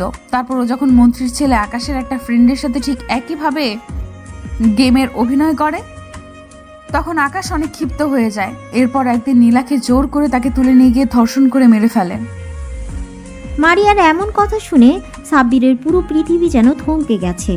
ও বিশ্বাসই করতে পারছে না নীলা আর নেই। আপনাদের সবার মনে হয়তো প্রশ্ন থাকতে পারে, সাব্বিরের সাথে কি এমন করেছিল নীলা। আসুন তবে আপনাদের সব ঘটনা খুলে বলি। সাব্বির মধ্যবিত্ত পরিবারের ছেলে। সাব্বিরের আব্বু হঠাৎ অসুস্থ হয়ে পড়ায় সেই মুহূর্তে সাব্বিরকে পরিবারের হাল ধরতে হয়েছিল। নীলা ছিল সাব্বিরের প্রথম ছাত্রী। সাব্বির প্রথম থেকেই নীলাকে অনেক স্নেহ করত, কিন্তু নীলার কাছে সেগুলো বিরক্ত লাগত। তারপরে নীলার আব্বু আম্মু সাব্বিরের প্রতি অতিরিক্ত কেয়ার আর ভালো মানসিকতা দেখে নীলা রাগে, হিংসায় আর জেদের জন্য সাব্বিরের সাথে ভালোবাসার নাটক করে। সাব্বির যখন ওর প্রেমের প্রস্তাবে রাজি হচ্ছিল না, তখন নীলা সুইসাইডের নাটক করছিল। ফলস্বরূপ সাব্বিরকে বাধ্য হয়ে রাজি হয়ে যেতে হয়েছিল। তারপরও সাব্বির ওদের সম্পর্কটা নিয়ে খুবই দ্বিধায় ছিল, কারণ নীলা খুবই ছোট ছোট ড্রেস পরতো আর নাইট ক্লাবে গিয়ে অন্য ছেলেদের সাথে পার্টি করত, ড্রিঙ্কস করত। এক কথায় নীলার এরকম চলাফেরা সাব্বিরের মোটেও পছন্দ ছিল না। কিন্তু সাব্বির মানা করলে নীলা ওকে অনেক কথা শুনিয়ে দিত। তারপর একদিন রাতে সাব্বির টিউশনি শেষ করে বাসায় ফেরার পথে দেখে একটা গাড়ির মধ্যে একটা মেয়ে আর একটা ছেলে অন্তরঙ্গ অবস্থায় আছে। সাব্বির দেখেও এড়িয়ে যাচ্ছিল। ঠিক সেই সময় গাড়ির ভেতর থেকে মেয়েটার খুবই বিশ্রী একটা আওয়াজ শুনতে পায়। সাব্বিরের কেন জানি ভয়েসটা খুবই চেনা চেনা লাগছিল। তখনও গাড়ির জানালার কাছে গিয়ে দেখে নীলা একটা ছেলেকে কিস করছে। এসব দেখে সাব্বিরের মাথায় যেন আকাশ ভেঙে পড়ল। সাব্বির বিশ্বাসই করতে পারছিল না যে নীলা এরকম করবে ওর সাথে। নীলা খুবই বাজেভাবে চলাফেরা করলেও এটুকু সাব্বিরের বিশ্বাস ছিল যে ও কখনো এমন কাজ করতে পারে না। কিন্তু সেদিন ওকে এরকম অবস্থায় দেখে সাব্বিরের বলার ভাষা হারিয়ে ফেলেছিল। তারপর সাব্বির গাড়ির দরজায় টোকা দিতেই নীলা ছেলেটাকে ছেড়ে দিয়ে গাড়ির জানালা নামিয়ে দেখে সাব্বির দাঁড়িয়ে আছে। নীলা ড্রিঙ্কস করে পুরো মাতাল হয়ে আছে, ওর কোনো হুঁশই নেই। ও কি করছে জানে না। সাব্বিরকে দেখে নীলা মাতাল অবস্থায় বলে, এই ফকিন্নির বাচ্চা, ছোট লোকের বাচ্চা, তুই এখানে কি করছিস? চলে যা এখান থেকে। আমি আমার বেবির সাথে রোম্যান্স করছি, দেখতে পাচ্ছিস না? ছোট লোকের বাচ্চা। নীলার মুখে এমন কথা শুনে আর চোখের সামনে এসব দৃশ্য দেখে সাব্বির আর নিজেকে কন্ট্রোল করতে পারে না। সাব্বিরের চোখ দিয়ে 2 ফোঁটা পানি গড়িয়ে পড়ে। সাব্বিরের চোখের কোণে জমে থাকা পানিটা মুছে নিয়ে চলে যায় আর নীলা ওকে বকা দিতে থাকে। ওই ঘটনার পর বেশ কয়েকটা দিন কেটে যায়। সাব্বির আর নীলার সাথে দেখা করেনি আর ওকে টিউশনিও পড়াতে যায়নি। সাব্বির যোগাযোগ করছে না দেখে নীলার মধ্যে কোনো চিন্তা ভাবনা নেই। নীলার আম্মু প্রতিদিনই সাব্বিরের খোঁজ করে সাব্বির কেন টিউশনি করাতে আসছে না। নীলার আম্মু সাব্বিরকে ফোন দিয়ে টিউশনি পড়াতে আমার জন্য অনেক রিকোয়েস্ট করে। আর সেই মুহূর্তে সাব্বিরের টাকার প্রয়োজন ছিল আব্বু ট্রিটমেন্টের জন্য। সাব্বির বাধ্য হয়ে নীলাদের বাসায় যায়। সাব্বির নীলার আম্মুর সাথে বেশ কিছুক্ষণ কুশল বিনিময় করে নীলাকে পড়ানোর জন্য ওর রুমে যায়। নীলার রুমে আসতেই ও ভদ্র মেয়ের মতো পড়তে বসে। পড়া শেষ হতেই যখনই সাব্বির চলে আসতে যাবে তখনই নীলা পেছন থেকে সাব্বিরের হাত ধরে বলে, কি হলো, তুমি চলে যাচ্ছ কেন? আর তুমি এই কদিন আমার সাথে কথা বলনি কেন? আমার খোঁজও নেওনি কেন বেবি? নীলার মুখে এই সমস্ত কথা শুনে সাব্বির তাচ্ছিলের একটা হাসি দিয়ে বলে, আমি বামন হয়ে চাঁদ ধরতে পারি না, তাই এই সম্পর্কটা আমার পক্ষে রাখা সম্ভব না। তাছাড়া তোমার তো প্রেমিকের অভাব নেই। তোমার শরীরের খিদে মেটানোর জন্য অনেকেই আছে, সেটা আমি সেদিন নিজের চোখেই দেখেছি। সেদিন গাড়িতে থাকো আর কোনো কথা বলতে চাই না। ভালো থাকবে তুমি। সাব্বিরের এরকম কথা শুনে নীলা বুঝতে পারে ওর সবটা সাব্বির জেনে গেছে। তারপরও নীলার রাগ হচ্ছে, ওর মতো 2 টাকার একটা ফকিন্নির বাচ্চা ওকে তেজ দেখিয়ে কথা বলছে, ওকে রিকোয়েস্ট করছে। বিষয়টা নীলা কিছুতেই মেনে নিতে পারেনি, তাই বলতে লাগলো, এই তোর এত বড় সাহস, তুই এই নীলাকে রিজেক্ট করছিস? এরপর যেটা হবে এর জন্য তুই দায়ী থাকবি। নীলার কথা শুনে সাব্বির বলে, আপনি তো আমার অনেক বড় উপকার করেছেন। এরপর থেকে হয়তো দ্বিতীয়বার আর কাউকে বিশ্বাস করতে পারবো না। আমার ভাগ্যে যেটা আছে সেটা হবেই। আপনাদের সামান্য কথায় আমার কিছু যায় আসে না। ভালো থাকবেন আর ধন্যবাদ সব কিছুর জন্য। সাব্বির বাসা থেকে বেরিয়ে পড়ে আর যাওয়ার আগেই নীলার আম্মুকে বলে ও আজ থেকে নীলাকে পড়াতে আসবে না। নীলার আম্মু বারবার ওকে জিজ্ঞাসা করলেও সাব্বির কিছু না বলেই চলে যায়। তারপর 2-3 দিন পর সাব্বির টিউশনি পড়িয়ে বাসায় আসছিল। ঠিক সেই মুহূর্তে একটা মেয়ে সাব্বিরের সামনে এসে বলে, ভাইয়া প্লিজ হেল্প করেন, প্লিজ ভাইয়া, আমার বান্ধবীকে কিছু ছেলে তুলে নিয়ে গেছে। মেয়েটির কথা শুনে সাব্বির বলে, ভয় পেও না আপু, আমি হেল্প করব তোমাকে। ওরা কোনো দিকে নিয়ে গেছে, আমাকে বলো। কথাগুলো বলে মেয়েটা সাব্বিরকে নিয়ে একটা পুরাতন গোডাউনের দিকে নিয়ে যায়। তারপর সেখানে যেতেই সাব্বির অবাক হয়ে যায়, কারণ গোডাউনের ভিতরে কেউ ছিল না। ভেতরে আসতেই মেয়েটা খুব বিশ্রীভাবে হাসতে থাকে। কি হলো আপু, তুমি এভাবে হাসছো কেন? এখানে তো কেউ নেই। আর তুমি না বললে তোমার বান্ধবীকে কারা এখানে নিয়ে আসছে? তাহলে তুমি আমাকে মিথ্যে বলে এখানে নিয়ে আসলে কেন? খেলা তো এবার শুরু হবে মেরি জান। কথাগুলো বলে মেয়েটা নিজের জামা কাপড় ছিঁড়তে থাকে আর চিৎকার করে মানুষজন ডাকতে থাকে। মেয়েটার এমন চিৎকার শুনে সাথে সাথেই কিছু লোকজন এসে সেখানে উপস্থিত হয়। তারপর মেয়েটার এই অবস্থা দেখে সবাই ভাবে সাব্বির হয়তো মেয়েটাকে ধর্ষণ করছিল, তাই ওকে এলোপাথারি মারতে শুরু করে। ওদের মাঝে একটা লোক পুলিশকে ফোন করে সাব্বিরকে পুলিশে দেয়। আর সবটাই নীলার প্ল্যান ছিল। আর ভাগ্যটা সেদিন সাব্বিরের সাথে ছিল। ওই থানার ওসি সাব্বিরের আব্বুর বন্ধু ছিল। উনি সাব্বিরকে খুব ভালোভাবেই চিনত। সাব্বির এরকম কোনো কাজ করতে পারে না, সেটা ওসি জানতো। তাই উনি সবটা খোঁজ খবর নিয়ে বুঝতে পারে সবটা একটা প্ল্যান ছিল। আর সেখানে এই ঘটনাটা সেই এরিয়ার সিসিটিভি ক্যামেরায় সব ধরা পড়ে যায়। তখন সাব্বিরকে ওসি ছেড়ে দেয়। সাব্বিরের আব্বু আম্মু এতটাই ভয় পেয়ে গিয়েছিল যে সেদিনই সাব্বিরকে নিয়ে এলাকা ছেড়ে চলে যায়। তারপর আর কি, বাকিটুকু তো আপনারা জেনে গেছেন। নীলা নিজের পাপে শাস্তি পেয়েছে।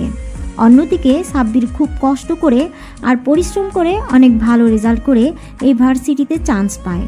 তাই ওকে আবারও ঢাকাতে ফিরে আসতে হয়েছে। সাব্বির কখনো ভাবিনি যে এখানে এসে নীলার সম্পর্কে এরকম কথা শুনতে হবে। তো বর্তমানে ফেরা যাক। সাব্বির মারিয়ার মুখোমুখি বসে আছে। ও কি বলবে ভেবে পাচ্ছে না। হঠাৎ মারিয়া বলতে আরম্ভ করে, তুমি সেই সাব্বির যার সাথে আমার বোন এরকম করেছিল। এটা জানার পর থেকে লজ্জার জন্য আমি তোমার সামনে আসতে পারিনি। আমি আমার বোনের কাজের জন্য আমি তোমার কাছে ক্ষমা চাচ্ছি। নীলা যেটা করেছে তোমার সাথে সেটা হয়তো ক্ষমার অযোগ্য। এমনকি সেদিন হসপিটালেও এই জন্যই তোমার সামনে যেতে পারিনি।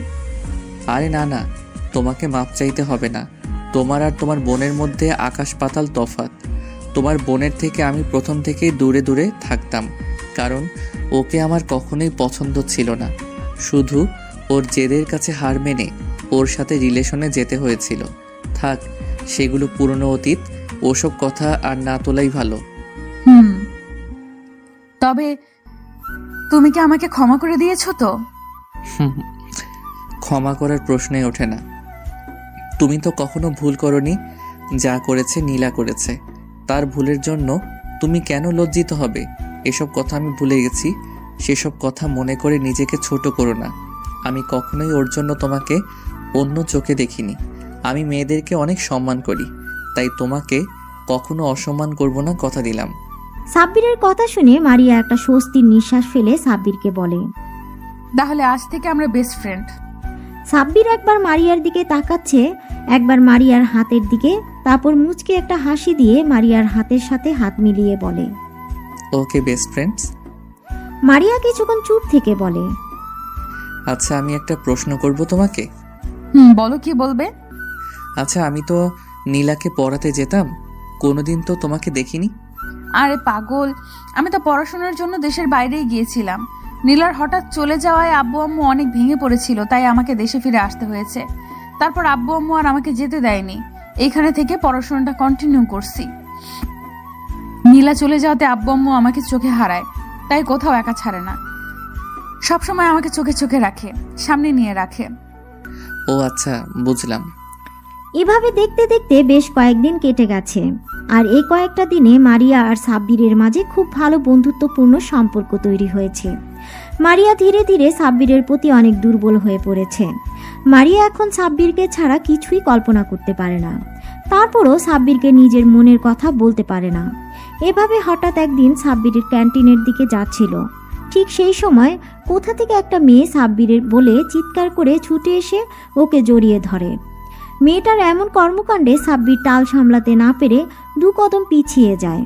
তারপর নিজেকে সামলে নিয়ে জড়িয়ে ধরা মেয়েটিকে দেখার চেষ্টা করে, কিন্তু মেয়েটার মুখ দেখতে পাচ্ছে না, কারণ মেয়েটা ওর বুকে মুখটা গুজে রেখেছিল। সাব্বির মেয়েটাকে জোরে করে সরিয়ে নিয়ে দেখে এটা আর কেউ না, ওর কাজিন তিন্নি। তিন্নিকে দেখে সাব্বির ভুরু কুচকে তাকায়। তিন্নি মুচকে একটা হাসি দিয়ে বলে, কেমন আছো সাব্বির ভাইয়া? কিরে, তুই এখানে কি করে এলি? তুই না দেশের বাইরে ছিলি, তাহলে দেশে ফিরলি কবে? ভাইয়া, আমি আজকে দেশে ফিরেছি আর এসে তোমার সাথে দেখা করতে চলে এসেছি। তুমি খুশি হওনি আমাকে দেখে? খুশি হয়েছি, আর অবাকও হয়ে গেছি। হঠাৎ তোকে দেখে ঘাবড়ে গিয়েছিলাম। কিন্তু তোমাকে দেখতে তো মনে হচ্ছে না তুমি খুশি হয়েছো। মনে হয়েছে আমার উপরে বিরক্ত হচ্ছ। পাগলি, আমি এতদিন পর আমার পিচ্ছি বোনটাকে দেখতে পেলাম, আর আমি খুশি না হয়ে থাকতে পারি? আচ্ছা, এখন আর মুখ ভার করে থাকিস না, চল তোকে আমার ভার্সিটিটা ঘুরিয়ে দেখাই। সাব্বির তিন্নিকে নিয়ে ভার্সিটির অন্য দিকটায় চলে যায়। ওরা যেতে মারিয়া আর ওর বান্ধবীগুলো আড়াল থেকে বেরিয়ে আসে। মারিয়ার বান্ধবীগুলো এতক্ষণ মারিয়াকে আটকে রেখেছিল, কারণ তিন্নি সাব্বিরকে জড়িয়ে ধরতে দেখে ও বেজায় রেগে গিয়েছিল। মারিয়া পারে তো এসে তিন্নিকে খুন করে। মারিয়া রাগে ফুঁসছে, কারণ সাব্বির অন্য একটা মেয়ের সাথে সময় দিচ্ছে। ও কোনো মতেই মেনে নিতে পারছে না সাব্বির অন্য একটা মেয়ের হাত ধরে ঘুরছে, হাসাহাসি করছে, ওকে জড়িয়ে ধরছে, এমনকি খাইয়ে পর্যন্ত দিচ্ছে। মারিয়া আরেক মুহূর্ত যদি এখানে থাকে তাহলে তন্নিকে ভস্ম করে দিবে। সাব্বির আর তন্নি ভার্সিটি থেকে চলে যাওয়ার উদ্দেশ্যে পা বাড়াতেই ওরা গিয়ে মারিয়ার সামনে পড়ে। মারিয়া খেয়াল করে মেয়েটা সাব্বিরের হাত ধরে রেখেছে। মারিয়ার আগুন চোখ সাব্বিরের দিকে তাকাতেই মারিয়াকে সাব্বির চোখের ইশারায় জিজ্ঞাসা করে কি হয়েছে, কিন্তু কিছু বলে না, মুখ ফিরিয়ে নেয়। কিছুক্ষণ চুপ থেকে সাব্বির বলে, পিচি বোন, এটা আমাদের ভার্সিটির সিনিয়র আপু, আর ও আমার বেস্ট ফ্রেন্ড। আর মারিয়া এই হচ্ছে আমার কাজিন তিন্নি। মারিয়া অন্যদিকে মুখ ঘুরিয়ে রেখেছিল। সাব্বিরের কথায় ওদের দিকে তাকায়। মারিয়ার রাগের কারণ হচ্ছে তিন্নি মারিয়ার থেকেও সুন্দরী, আর প্রতিটা মেয়ের জাতিগত অভ্যাস নিজের থেকে সুন্দরী কাউকে দেখলেই বিনা কারণে রেগে যাওয়া, তার উপরে আবার সেটা যদি নিজের প্রিয় মানুষের সাথে ঘুরোঘুরি করে। মারিয়া নিজের রাগটা কন্ট্রোল করে মুখে বলে, ভালোই তো। আসসালামু আলাইকুম আপু, কেমন আছেন? ওয়ালাইকুম আসসালাম, আলহামদুলিল্লাহ আমি ভালো আছি। তুমি কেমন আছো? জি আপু, ভালো আছি। তিন্নিকে মারিয়ার একটু সহ্য হচ্ছে না। তারপরও এটা ভেবে নিজের মনকে সান্ত্বনা দিচ্ছে যে মেয়েটা ওর থেকে সিনিয়র আপু। তিন্নি সাব্বিরকে ছোটবেলা থেকেই অনেক ভালোবাসে, কিন্তু সাব্বিরের অতিরিক্ত রাগের কারণে কখনো ভয়ে ওকে বলতে পারেনি। তিন্নি নিজেও মারিয়াকে দেখে সহ্য করতে পারছে না। ও নিজেকে এটা ভেবে সান্ত্বনা দিচ্ছে যে মারিয়া সাব্বিরের সিনিয়র, তাই ওর সাথে কখনোই সাব্বিরের সম্পর্ক হয় না। মারিয়া রেগে সেখান থেকে ওর বান্ধবীদেরকে নিয়ে সেখান থেকে চলে যায়। সাব্বির মারিয়াকে কয়েকবার ডাকলো, তারপরও দাঁড়ালো না। সাব্বির তিন্নিকে নিয়ে বাসায় চলে আসে। তারপর ভিতরে আসতেই আম্মু বলে, কিরে তোরা চলে এসেছিস? মেয়েটাকে কতবার বললাম ভার্সিটিতে যেতে হবে না, তুই একটু পরেই চলে আসবি, তারপরও দেখা করতে চলে গেল। ও আমার সুইট কিউট আন্টি, আমি এতদিন পরে দেশে ফিরলাম আর ঋষি সাব্বির ভাইয়াকে দেখবো না, এটা কোনো কথা? আমি ভাইয়ার জন্য দেশে ফিরছি না। তিন্নির কথা শুনে সাব্বির অবাক হয়ে ওর দিকে তাকায়। তারপর ওর মাথায় একটা চাটি মেরে বলে, এই তুই আমার জন্য দেশে ফিরেছিস মানে? সাব্বিরের হাতির চাটি খেয়ে তিন্নির হুঁশ ফিরে। বুঝতে পারে ও আবেগের বশে কি বলে ফেলেছে। তখন তিন্নি জিহ্বায় কামড় দিয়ে বলে, ওপস, না কিছু না। কথাটা বলেই তিন্নি ছুটে নিজের রুমে চলে যায়। তিন্নির চলে যাওয়া দেখে আম্মু মুচকি হাসি দিয়ে বলে, পাগলি মেয়ে একটা। তিন্নির কথাগুলো সাব্বিরের কেমন জানি লাগলো। তারপরও বিষয়টাকে খুব বেশি পাত্তা না দিয়ে নিজের রুমে চলে যায়। রুমে এসে বিছানায় ধপ করে শুয়ে পড়ে আর ভাবতে থাকে যে মারিয়া তখন ওভাবে রেগে চলে গেল কেন। আচ্ছা, এই মেয়ে সবসময় এমন করে কেন?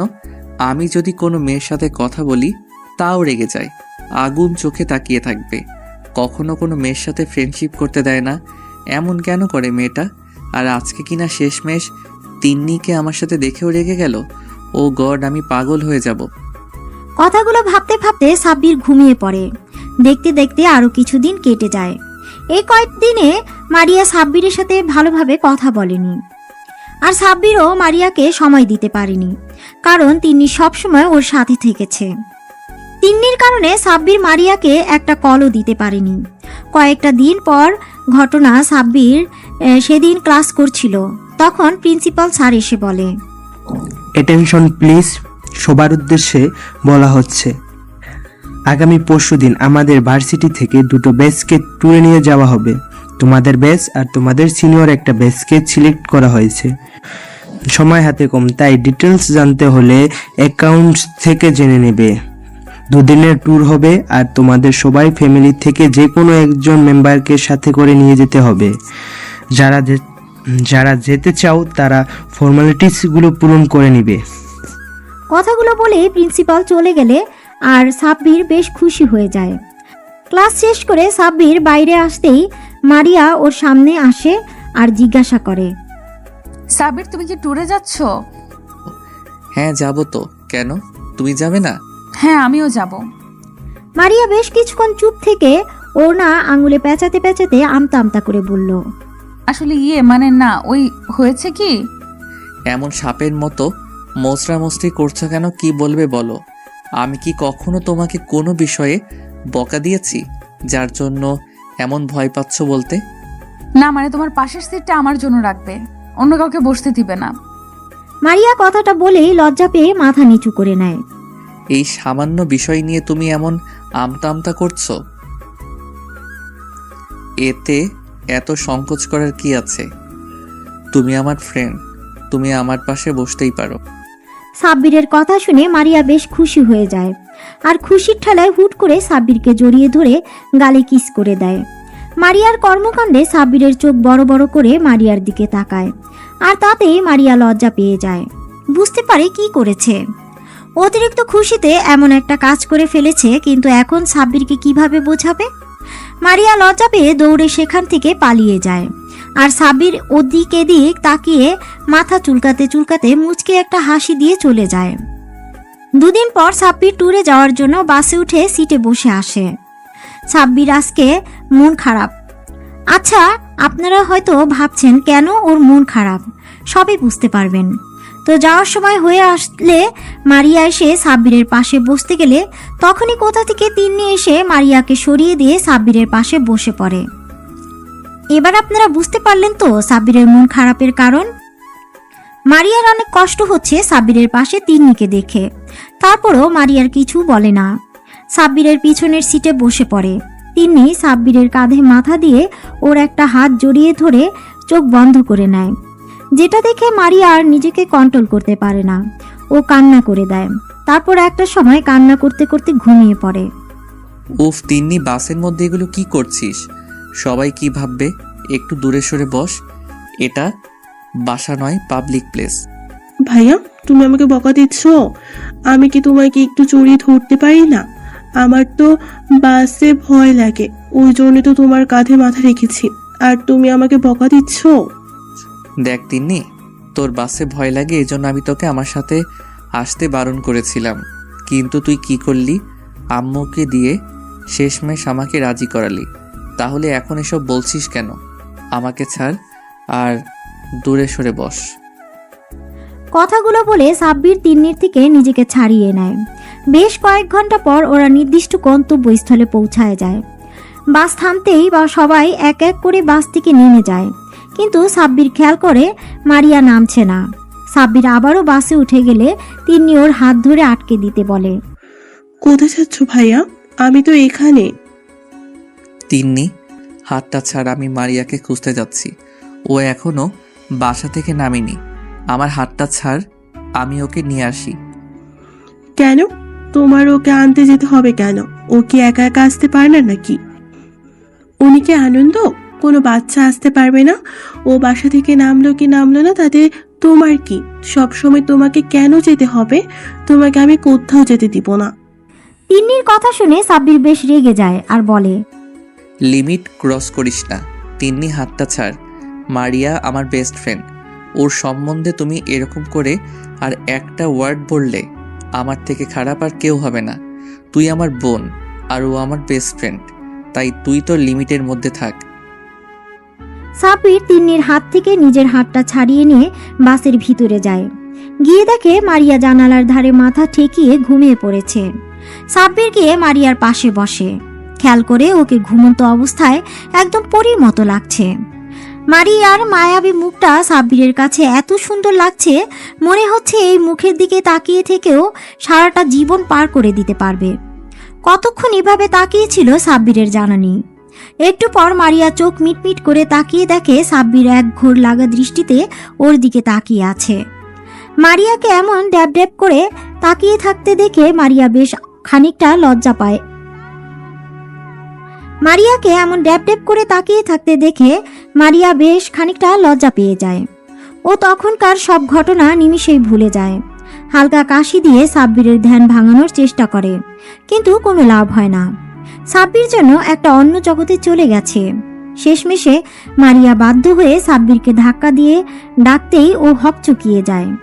মারিয়ার এরকম কর্মকাণ্ডে সাব্বির এদিক ওদিক তাকিয়ে বোঝার চেষ্টা করছে যে ও এতক্ষণ কি করছিল। যখন নিজের করা বোকামির কথা বুঝতে পারে তখন আমতা আমতা করে বলে, না মানে আসলে হয়েছে কি, আমি তোমাকে নিতে এসেছিলাম। সবাই বাস থেকে নেমে গেছে, কিন্তু তোমাকে কোথাও দেখতে পাচ্ছিলাম না। তাই ভাবলাম বসে আছো আর এসে দেখি তুমি ঘুমাচ্ছ, তাই তোমাকে জাগানোর ইচ্ছা হয়নি, সেজন্যই অপেক্ষা করছিলাম। আচ্ছা তাই বুঝি। তো আমার ঘুম যেন না ভাঙে সেজন্য কি তুমি নিজেও ঘুমিয়ে গেছো? আমি কখন থেকে তোমাকে ডাকছি আর তুমি অন্য জগতে চলে গেছো? মারিয়ার কথা শুনে সাব্বির মাথা চুলকাতে চুলকাতে বলে, না, ওই আর কি একটু একটু। সাব্বিরের কথাতে মারিয়া আবারও একটা ভুবন ভুলানো হাসি দেয়, যে হাসিটা সাব্বিরের বুকের বা পাশে গিয়ে লাগে। তখন ও নিজেও হাসে। বাসের মধ্যে দুজনে হাসির শব্দ শুনে তিন্নি আর বাইরে থাকতে পারল না। ও বাসের ভিতরে উঠে এসে দেখে যে সাব্বির আর মারিয়া হাসছে। মারিয়া হাসতে হাসতে একেবারে সাব্বিরের গায়ের উপর ঢলে পড়ছিল। এমন কিছু দেখে তিন্নি রেগে হনহন করে সাব্বিরদের সামনে এসে বলে, কি হচ্ছে কি ভাইয়া? সবাই বাইরে তোমার জন্য অপেক্ষা করছে আর তোমরা এখানে কি করছো? তুমি এক্ষুনি আমার সাথে চলো। তিন্নি কাউকে কিছু বলার সুযোগ না দিয়ে সাব্বিরের একটা হাত ধরে টানতে টানতে নিয়ে যেতে লাগলো। তিন্নির এমন বিহেভিয়ারে মারিয়া তখনকার কথাগুলো মনে পড়ে, আর সাথে সাথে ওর মন খারাপ হয়ে যায়। তিন্নি সাব্বিরকে নিয়ে চলে যায়, আর মারিয়াও ওদের পেছন পেছন বাস থেকে নেমে পড়ে। মারিয়া ওর বান্ধবীদের সাথে আড্ডা দিতে লাগলো। সবার সাথে আড্ডা দিয়ে মারিয়ার মনটা ভালো হয়ে যায়। তারপর ওরা সবাই মিলে যে হোটেল বুক করেছিল সেখানে চলে যায়। হোটেলের প্রত্যেকটা রুমে 5 জন করে থাকতে পারবে। মারিয়া ওর বান্ধবীরা একটা রুমে চলে যায়। আর এই দিকে সাব্বির ভাইয়া, আমি ওই মেয়েগুলোর সাথে এক রুমে থাকবো না। তুমি কিছু একটা করো। আমি কিভাবে তোমাকে ছাড়া থাকবো? আমার রাতে একা ঘুম আসবে না। আমি নতুন জায়গায় ঘুমাতে পারি না। নতুন জায়গায় একা একা থাকলে আমার অনেক ভয় লাগে। তিন্নির কথা শুনে সাব্বির রেগে গেল আর বলল, তিন্নি, তুই কি বলছিস এসব? তোর কি মাথা ঠিক আছে? তুই কি পাগল টাগল হয়ে গেলি নাকি? তুই কি ছোট বাচ্চা নাকি যে তুই আমার রুমে থাকবি? তোকে আমি আগে আসতে বারণ করেছিলাম, আর এখন এখানে এসে এরকম নাটক করছিস? এসব নাটক বন্ধ কর। তোকে কি একা একটা রুম দেওয়া হয়েছে যে তুই একা থাকতে ভয় পাবি? তোর সাথে ওই রুমে আরও 4টে মেয়ে থাকবে, আর আমার এই রুমে আরও 4টে ছেলে থাকবে। এখন ঢং না করে সোজা নিজের রুমে যা। অনেক রাত হয়ে গেছে, রুমে গিয়ে ঘুমিয়ে পড়। কালকে সকালে আবার বেরোতে হবে, তারপর রাতে আবার এখান থেকে বাসায় ফিরতে হবে। ভাইয়া, তুমি আমাকে এমন করে বলতে পারলে? আমি ওদের সাথে থাকবো। ওরা কি আমার পরিচিত নাকি? পিচ্ছি পড়ি, এই পাগলি, তুই কান্না করছিস কেন? দেখ, আমি তো শুধু তোকে কথাগুলো বোঝানোর জন্যই এমন করে বললাম, না হলে তুই তো আমার কথা বুঝতেই চাইছিলি না। এখন কান্না বন্ধ করে রুমে যা, ফ্রেশ হয়ে ঘুমিয়ে পড়। আচ্ছা ঠিক আছে, যাচ্ছি। কালকে কিন্তু তুমি আমার সাথে ঘুরবে, আর কারোর সাথে না। কথা দাও, তবেই আমি যাব। আচ্ছা ঠিক আছে। সত্যি? Thank you thank you thank you thank you ভাইয়া, I love you. Tinni room থেকে চলে যায়। পরের দিন সকালবেলায় সবাই রেডি হয়ে নাস্তা করে হোটেলের বাইরে অপেক্ষা করছে সবার জন্য। সবাই নিচে আসলে প্রিন্সিপাল স্যার মানে মারিয়ার আব্বু বলে, সবার উদ্দেশ্যে বলছি, কেউ একা কোথাও যাবে না, সবাই সবার সাথে থাকবে। প্রিন্সিপালের কথাতে সবাই সম্মতি জানায়। তারপর সবাই ঘুরতে বেরিয়ে পড়ে। অন্যদিকে মারিয়া শুধু দূর থেকে সাব্বিরকে আর তিন্নিকে ফলো করছে। সাব্বিরের পাশে তিন্নিকে মারিয়া কিছুতেই মেনে নিতে পারছে না। মারিয়ার ভেতরটা কষ্টে ফেটে যাচ্ছে, কিন্তু কারোর সামনে প্রকাশ করছে না। মারিয়া অন্যমনস্ক হয়ে বান্ধবীদের সাথে ঘুরছে আর সাব্বিরকে ফলো করছে। সাব্বির যখনই মারিয়ার দিকে তাকাচ্ছে তখনই মারিয়া জোর করে হাসার চেষ্টা করছে। একটা সময় ওরা সবাই মিলে একটা লেকের পাড়ে আসে। লেকের পাড়ে আসতেই মারিয়ার বান্ধবীগুলো ওকে বলল, দেখ মারিয়া, তুই কিন্তু একদম লেকের ধারে যাবি না। তুই যে সাঁতার জানিস না সেটা কি তোর মনে আছে? একবার যদি পা পিছলে পড়ে যাস তাহলে এখান থেকে না আর বেঁচে ফিরতে পারবি না। মনে আছে রে দোস্ত, সবই মনে আছে, আমি কিছুই ভুলিনি। মারিয়াদের এই সমস্ত কথা তিনি আড়াল থেকে শুনে নেয় আর একটা ডেবিল হাসি দেয়। সাব্বির ফোন দিয়ে সুন্দর কিছু মুহূর্ত ক্যামেরা বন্দি করছিল। ও খেয়ালই করেনি মারিয়া কোথায় আছে। একটা সময় ওর বান্ধবীরা সবাই প্রকৃতির অনুরূপ সৌন্দর্য দেখছে আর মারিয়া একা হয়ে পড়ে। আর সেই সুযোগে পিছন থেকে তিন্নি গিয়ে ওকে ধাক্কা দিয়ে লেকের পানিতে ফেলে দেয়। মারিয়া লেকের পানিতে পড়ে সাথে সাথে চিৎকার দিয়ে ওঠে আর বারবার সবাইকে ডাকতে থাকে। তারপর বেশ কিছুক্ষণ মারিয়া চিৎকার করতেই সবাই ছুটে লেকের কাছে এসে দেখে মারিয়া পানিতে হাবুডুবু খাচ্ছে। প্রিন্সিপাল স্যার মারিয়া বলে চিৎকার দেয়। তারপর পানিতে নামতে লাগলে সাব্বির এসে আটকে দেয়। তারপর নিজেই লেকের পানিতে ঝাঁপ দেয়। সাব্বির সাঁতরে মারিয়ার কাছে চলে যায়। তারপর নিজের সাথে জড়িয়ে নেয় মারিয়াকে, পানি থেকে তুলে আনে। মারিয়া অনেক পানি খেয়ে ফেলেছে, যার দরুন জ্ঞান হারিয়ে ফেলেছে। সাব্বির মারিয়াকে পাড়ে শুইয়ে দেয়। তারপর সাব্বিরের 2 হাত দিয়ে মারিয়ার পেটে চাপ দিয়ে পানি বের করতে থাকে। মারিয়া পেট থেকে পানি বের হওয়ার পরেও যখন ওর জ্ঞান ফিরছিল না, তখন সাব্বির ওর হাত ধরে ডাকতে থাকে। মারিয়া পাখি, এই মারিয়া পাখি, প্লিজ চোখ খুলে একটু কথা বলো পাগলি আমার সাথে। না না, এই কিছুতেই হতে পারে না। আমার এত সাজানো প্ল্যানটা কিভাবে নষ্ট হলো? এইভাবে চললে একদমই হবে না। তাহলে সাব্বির আমার হাতছাড়া হয়ে যাবে, আর ওকে আমি কিছুতেই অন্য কারো হতে দিব না। সাব্বির শুধুই আমার। সাব্বিরকে আমি ছাড়া আর কেউ পাবে না। সাব্বিরের দিকে যদি অন্য কেউ তাকায়, তার চোখ আমি তুলে নিব। মারিয়া, তোর এত বড় সাহস! তুই আমার সাব্বিরকে নিজের করে পেতে চাইছিস? তোর বোনের মৃত্যুটা আমার হাতে হতো, কিন্তু ভাগ্যের খেলা, সে নিজের মৃত্যু নিজেই লিখে নিয়েছে। এখন তোর পালা। তিন্নি, তুই ভাব, তোকে বড় কিছু করতে হবে। মারিয়া, তুমি রেডি থাকো। এবার তোর সাথে যেটা হতে চলেছে সেটা তুই কল্পনাও করতে পারবি না। তিন্নিমা, আমার কি হয়েছে? এভাবে কান্না করছিস কেন? দরজাটা খোল, কি হয়েছে সেটা না বলে কিভাবে হবে? এভাবে খাওয়া দাওয়া বন্ধ করে রুমে দরজা লক করে কান্না করলে হবে? একটু দরজা খোল, বল মা কি হয়েছে? আম্মুর কথা শুনে তিন্নি রুমের ভেতর থেকে জোরে চিৎকার দিয়ে বলে, আন্টি, তুমি এখান থেকে চলে যাও। আমি কিচ্ছু খাবো না, আর রুমের দরজাও খুলবো না। এরকম করলে কেমন করে হবে? এমন জেদ ধরে থাকলে হবে? বল মা, দরজাটা একটু খোল। কি চাই বল? তোর যা চাই আমি তোকে দিব, শুধু একটা বার বল তোর কি চাই। দেখ, আমি তোকে সেটাই দিব। তাও দরজা খোল মা। তুই সারাদিন কিছু খাসনি, এভাবে না খেয়ে কান্নাকাটি করলে তো অসুস্থ হয়ে পড়বি। আন্টি, আমি যা বলবো তাই শুনবে তুমি? আমি যা চাইবো সেটাই দিবে, বলো। বললাম দিব, তুই একবার দরজাটা খোল মা। তুই যা বলবি সেটাই হবে। এভাবে বললে হবে না। তুমি কথা দাও আমি যা চাইবো তাই দিবে, তাহলে আমি দরজা খুলবো, না হলে আমি দরজা খুলবো না। আচ্ছা ঠিক আছে, আমি কথা দিলাম, তুই যা বলবি সেটাই হবে। এখন দরজাটা খোল। আম্মুর কথাতে তিন্নি ছুটে এসে দরজা খুলে দেয়। তারপর আম্মুর হাতটা ধরে এনে বেডে বসিয়ে দেয়। তিন্নির আম্মুর পায়ের কাছে বসে পড়ে। তিন্নির আম্মুর একটা হাত মাথার উপর রেখে বলে, তাহলে আমার মাথায় হাত রেখে বলো, আমি এই মুহূর্তে তোমার কাছে যেতে চাইবো, তুমি সেটাই দিবে। মায়েরা কখনো সন্তানের মাথার উপর হাত দিয়ে কসম করে না, বুঝেছিস পাগলি মেয়ে? আমি একবার বলেছিলাম তুই যেটা বলবি সেটা চাইবি, আমি সেটাই তোকে দেওয়ার চেষ্টা করব। সত্যি তো? হ্যাঁ সত্যি। এবার বল তোমার কি চাই? আন্টি, আমি তোমার ছেলের বউ হতে চাই। আমি ঈশানকে অনেক ভালোবাসি। আমি তোমার ছেলেকে ছাড়া থাকতে পারবো না।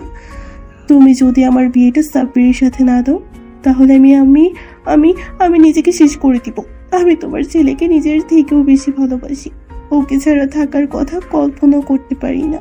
সাব্বির আমার জান, প্রাণ, কলিজা, সবকিছু। আমার পুরো মন মস্তিষ্কে বসবাস করে পুরুষটা সাব্বির। আন্টি, আমি তোমার ছেলেকে চাই, তুমি ওকে আমার করে দাও। আম্মু তিন্নির কথা শুনে চিন্তায় পড়ে গেল। উনি কি করবে সেটা ভেবে উঠতে পারছে না। আম্মু শুধু ভাবছে সাব্বির যদি অন্য কাউকে ভালোবাসে আর তিন্নিকে যদি বিয়ে করতে রাজি না হয়, তাহলে উনি তিন্নিকে দেওয়া কথা কিভাবে রাখবে। আর মেয়েটা যেভাবে পাগলামি শুরু করে দিয়েছে, এখন যদি ওকে অন্য কিছু বলা হয়, নিশ্চয়ই উল্টাপাল্টা কিছু করে ফেলবে। আর আম্মু ওকে কথা দিয়ে ফেলেছে, উনি এখন কথা কিভাবে ফিরিয়ে নেবে। অনেক ভাবনা চিন্তা করার পর আম্মু বলে, দেখো মা, তোমার পরিস্থিতি আমি বুঝতে পেরেছি, কিন্তু এটা সাব্বির লাইফের ব্যাপার। ওর লাইফের সিদ্ধান্ত আমি কিভাবে নিব? ও যদি অন্য কাউকে ভালোবেসে থাকে তখন কি হবে? তাছাড়া সাব্বিরকে না জিজ্ঞাসা করে আমি তোমাকে এত বড় একটা সিদ্ধান্ত নেই বলো? না না, আমি কিচ্ছু জানি না। তুমি আমাকে কথা দিয়েছো, আমি যা চাইবো তুমি তাই দেবে। আমার এখন তোমার ছেলেকে চাই মানে চাই, আর বিয়েটা আমি কালকেই করতে চাই। আর যদি না হয় আমি নিজেকে শেষ করে দিব। তিন্নির এরকম কথা শুনে আম্মু নিজের মন মস্তিষ্কের সাথে লড়াই করতে না পেরে তিন্নিকে কথা দিয়ে দেয় সাব্বিরের সাথেই ওর বিয়েটা দিবে, আর সেটা কালকেই। তিন্নি প্রচণ্ড পরিমাণে খুশি হয়, কারণ সবটা ওর প্ল্যান অনুযায়ী হয়েছে। তারপর সন্ধ্যাবেলায় যখন সাব্বির বাসায় ফিরে তখন আম্মু ড্রয়িং রুমে বসেছিল। সাব্বির রুমে যেতে গেলে আম্মু ওকে ডাক। সাব্বির শোন, তোর সাথে কথা আছে। জি আম্মু, বলো কি বলবে? তুই কি কাউকে ভালোবাসিস? মানে তোর কি কোনো পছন্দের মানুষ আছে? হঠাৎ এই প্রশ্ন কেন আম্মু? প্রশ্ন বদল প্রশ্ন চাইনি আমি, উত্তর চেয়েছি, উত্তরটা দাও। না আম্মু, আমি কাউকে ভালোবাসি না, আমার কোনো মনের মানুষ নেই। জন্মের পর থেকে আমি তোর কাছে কখনো কিছু চাইনি। আজকে যদি তোর কাছে কিছু চাই বা তোর জীবনের সবচেয়ে বড় সিদ্ধান্তটা যদি আমি নেই, তাহলে তুই কি সেটা মেনে নিবি? আম্মু এইভাবে বলছো কেন? আম্মু, তুমি আমাকে পৃথিবীর আলো দেখিয়েছো, তোমার অধিকার আছে আমার সমস্ত বিষয়ে সিদ্ধান্ত নেওয়া। তুমি আর আব্বু ছাড়া আমার কে আছে বলো? তোমরা তো আমার পুরো পৃথিবী। তোমাদের জন্য কিছু করতে পারলে আমি নিজেকে ধন্য মনে করব। আম্মু, শুধু একবার বলো আমাকে কি করতে হবে বা তুমি কি চাও। তুমি যা বলবে আমি তাই শুনবো। আমি কথা দিলাম, তুমি যা বলবে আমি তাই শুনবো। এভাবে না, তুই আমার মাথায় হাত দিয়ে বল, আমি যা চাইবো তাই দিবি। কিরে, তুই চুপ করে আসিস কেন? বল, আমি যা চাইবো তাই দিবি। আমি চাই তোর সাথে তিন্নির বিয়ে দিতে। আমি আগামীকালকেই তোদের বিয়ে ব্যবস্থা করেছি। সাব্বিরের আম্মুর মুখে এরকম কথা শুনে যেন আকাশ থেকে পড়ল। ও নিজের কানকে বিশ্বাস করতে পারছে না। আম্মু নাকি তিন্নির সাথে ওর বিয়ে ঠিক করেছে। আম্মুর কথাটা শুনে সাব্বিরের বুকটা ধক করে ওঠে, কারণ সাব্বিরের এই কয়দিনে খুব ভালোভাবেই বুঝতে পেরেছে ও মারিয়াকে প্রচণ্ড পরিমাণে ভালোবাসে, আর ওকে ছেড়ে থাকার কথা কল্পনাও করতে পারে না সাব্বির। দমটা বন্ধ হয়ে আসে, আর সেখানে অন্য কাউকে বিয়ে করার কথা ভাবলেও সাব্বিরের কষ্টে বুকটা ফেটে যাচ্ছে। সাব্বির এখন কি করবে? আম্মু ওর মাথায় হাত দিয়ে ওয়াদা করিয়েছে, আম্মু যা বলবে তাই শুনবে। সাব্বির কি বলবে কি করবে কিছুই বুঝতে পারছে না। তারপর ও নিজেকে স্বাভাবিক করে নিয়ে বলে, আম্মু, তুমি কি বলছো? তুমি জানো তিন্নিকে আমি বোনের নজরে দেখি, কখনো ওকে নিয়ে অন্য কিছু ভাবিনি। আমি ওকে সব সময় ছোট বোনের নজরে দেখি, আর আমার মাঝে তেমন কোনো সম্পর্ক নেই। তাহলে কেন তুমি ওর সাথে আমাকে বিয়ে দিতে চাইছো? আমি কোনো প্রশ্নের উত্তর দিতে চাইছি না, আমি শুধু আমার প্রশ্নের উত্তর চাইছি। তুই আমার কথাটা রাখবি নাকি আমার মরামুখ দেখবি? যে মানুষটা জন্ম দিয়েছে, ছোটবেলা থেকে ওকে লালন পালন করে মানুষ করেছে, সে মানুষটা ওকে এতগুলো বছর আগলে রেখেছে, যে মানুষগুলো ওকে এত ভালোবাসা দিয়ে আজকে এই মানুষের মুখে মরার কথা শুনে সাব্বিরের বুকের ভেতরটা ঢক করে ওঠে। সাব্বির ওর আম্মুর মুখের দিকে তাকিয়ে আর কিছু না ভেবেই বলল, আম্মু, আমি বিয়েতে রাজি। আম্মু, তুমি বিয়ের ব্যবস্থা করো। কথাগুলো বলে সাব্বিরের আম্মুকে আর কোনো কিছু বলার সুযোগ না দিয়ে সোজা নিজের রুমে চলে গেল। তো পরের দিন বৃষ্টি আর ছায়া ছুটে এসে মারিয়ার সামনে দাঁড়ায় আর হাঁপাতে হাঁপাতে বলে, দোস্ত, শুনেছিস? কিরে, তোরা এমন করে হাঁপাচ্ছিস কেন? আর কি শুনবো? তুই জানিস আজকে সাব্বিরের বিয়ে, তারপর একটু পরেই। কি বলছিস এগুলো? আমরা সত্যি বলছি, একটু পর ওর কাজিনের সাথে সাব্বিরের বিয়ে। না না, এ হতে পারে না। কি কি বলছিস কি এইসব? তোদের মাথা ঠিক আছে? মারিয়া, আমাদের মাথা ঠিক আছে, আমরা কোনো নেশা করিনি। আরে আমার আম্মু সাব্বিরের আম্মুর বান্ধবী। আম্মু আজকে সকালে ওদের বাসায় গিয়েছে। আম্মু বলল হঠাৎ করে নাকি কালকে ওর আম্মু বিয়েটা ঠিক করেছে, আর সাব্বিরও নাকি বিয়েতে রাজি হয়ে গেছে। সাব্বিরের বিয়ের কথা শুনে মারিয়ার চোখ দিয়ে টপ টপ করে পানি পড়ছে। ওর বুকের মধ্যে অসহ্য রকমের যন্ত্রণা শুরু হয়ে গেছে। মারিয়ার কোনো কিছু না ভেবেই সাব্বিরের বাসার দিকে ছুটতে থাকে। তারপর কিছুটা এসে একটা সিএনজি করে সাব্বিরদের বাসার সামনে চলে আসে। মারিয়া সিএনজি থেকে নেমে ভাড়া মিটিয়ে দিয়ে ছুটে বাসার গেটে দরজার সামনে গিয়ে এক নাগাড়ে কলিং বেল দিতে থাকে। একটা সময় আম্মু এসে দরজা খুলে দিতেই দেখে মারিয়া দাঁড়িয়ে আছে। মারিয়াকে দেখে আম্মু বলে, আরে মামনি, তুমি ভেতরে আসো। তুমি অনেক ভালো একটা দিনে আসছো। আজকে আমার ছেলের বিয়ে। আন্টি, সাব্বিরের রুম কোনটা? উপরে গিয়ে ডান দিকে রুমটা। আম্মুর কথাটা শেষ হতেই মারিয়া দৌড়ে উপরে চলে যায়, আর সাব্বিরের আম্মু মারিয়ার যাওয়ার দিকে তাকিয়ে বোঝার চেষ্টা করে কি হয়েছে। অন্যদিকে সাব্বির নিজের রুমের ব্যালকনিতে দাঁড়িয়ে চোখের জল ফেলছিল। এই মুহূর্তে রুমে কারো উপস্থিতি টের পেতে চোখের পানি মুছে নেয়। তারপর পিছন ফিরে দেখে মারিয়া কান্না ভেজা চোখে ওর দিকে তাকিয়ে আছে। মারিয়া ছুটে সাব্বিরের কাছে এসে ওর শার্টের কলার ধরে বলে, ওই তোর সাহস কি করে হয় আমাকে ছেড়ে অন্য কাউকে বিয়ে করার? তুই জানিস না আমি তোকে ছাড়া বাঁচবো না, তোকে ভালোবাসি। তুই কি আমার চোখের ভাষা বুঝিস না? সাবির, আমি তোকে ছাড়া বাঁচতে পারবো না। তুই এই বিয়েটা কখনো করবি না। তুই শুধুই আমার, তুই অন্য কারো না। সাব্বির এতক্ষণ নিজের মনকে এটা বলে সান্ত্বনা দিচ্ছিল যে মারিয়া ওর সিনিয়র আপু, আর মারিয়া হচ্ছে অনেক ধনী পরিবারের মেয়ে। ও কখনো সাব্বিরকে ভালোবাসতে পারে না। সাব্বির মারিয়াকে পাগলের মতো ভালোবাসে, তারপর ও ভালোবাসে সেটা না বলায় রয়ে গেছে। অন্যদিকে মারিয়া সাব্বিরকে এতটা বেশি ভালোবাসে সেটা বলার আগেই সাব্বির ওর লাইফ থেকে হারিয়ে যাচ্ছে। সাব্বির চুপ করে আছে দেখে সাব্বির ওর শার্টের কলার ঝাঁকিয়ে আবারও বলল, এই তুই কথা বলছিস না কেন? আমি কি বলছি তুই শুনতে পাসনি? ভালোবাসি তোকে, আমি তোকে ছাড়া বাঁচবো না। তুই ওই তিন্নিকে বিয়ে করবি না। তুই যদি ওকে বিয়ে করিস আমি নিজেকে শেষ করে দিব। তুই শুধু আমার, না হলে অন্য কারো না। সাব্বির মারিয়ার কথার প্রতি উত্তরে কিছু বলতে যাবে তখনই দরজার দিকে তাকিয়ে দেখে ওর আব্বু আম্মু দাঁড়িয়ে আছে। আর শুধু আব্বু আম্মু নয়, বিয়েতে যে কয়জন লোক এসেছিল সবাই দাঁড়িয়ে আছে, আর সবার পিছনে তিন্নি দাঁড়িয়ে আছে। সাব্বিরকে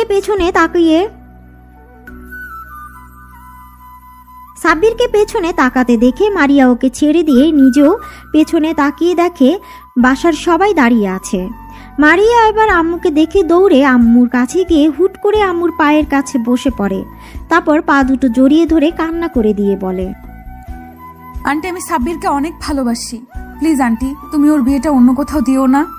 তুমি তো আমাকে কথা দিয়েছিলে আমার কখনো কোনো কিছু প্রয়োজন হলে যেন তোমাকে বলি। আজকে আমি তোমার ছেলেকে চাইছি। আমি সাব্বিরকে অনেক ভালোবাসি আন্টি, আমি ওকে ছাড়া বাঁচবো না। তুমি বিয়েটা ভেঙে দাও প্লিজ আন্টি। ওর বিয়ে অন্য কোথাও হয়ে গেলে আমি নিজেকে শেষ করে দিব। আমি ওকে ছাড়া থাকার কথা চিন্তাও করতে পারি না, কল্পনাও করতে পারি না।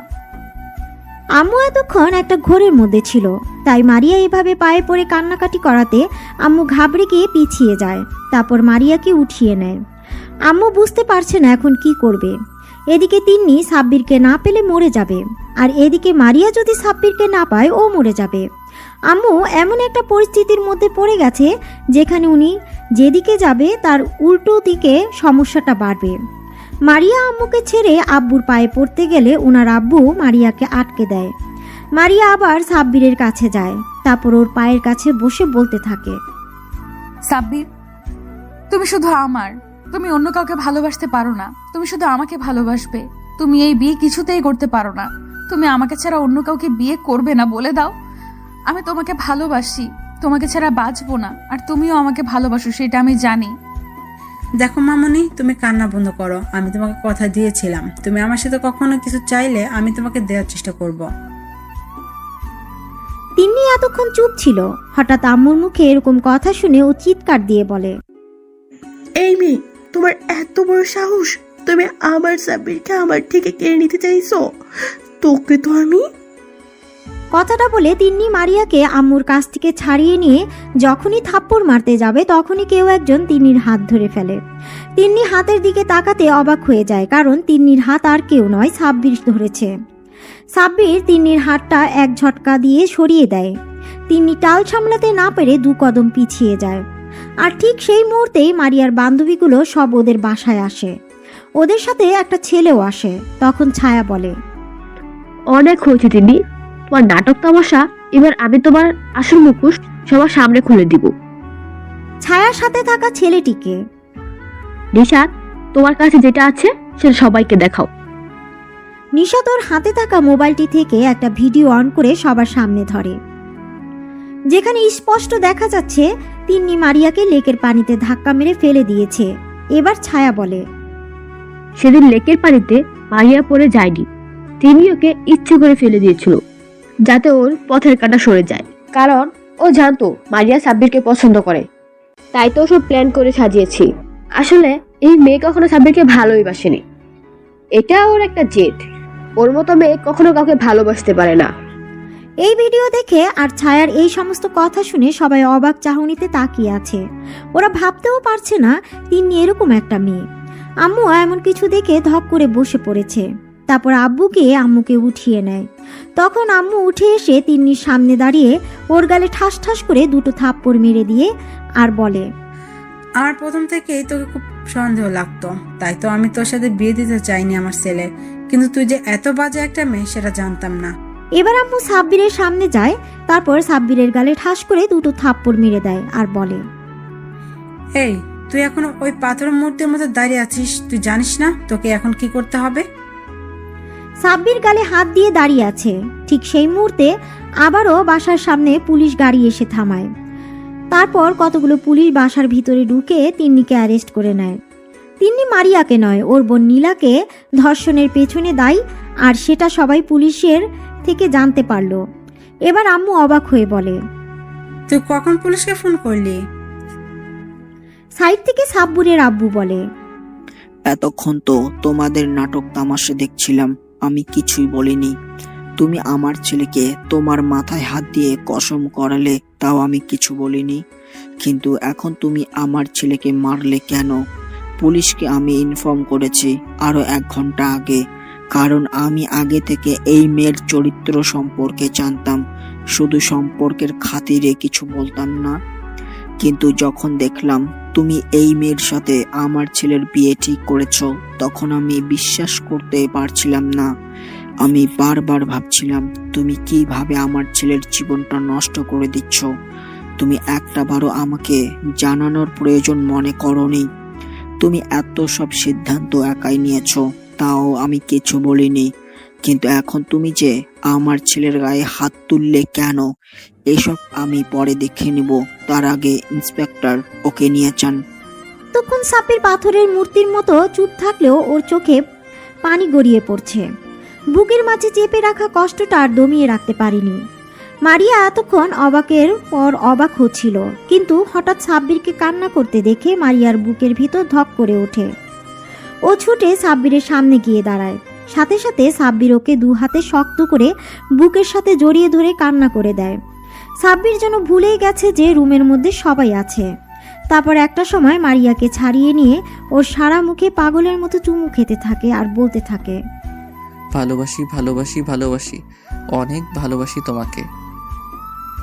ওদের কাণ্ড দেখে আব্বু আম্মু আর মারিয়ার বান্ধবীরা সবাই একসাথে কাশি দেয়। আর বৃষ্টি বলে, আমরা কিন্তু সবাই এখানে আছি।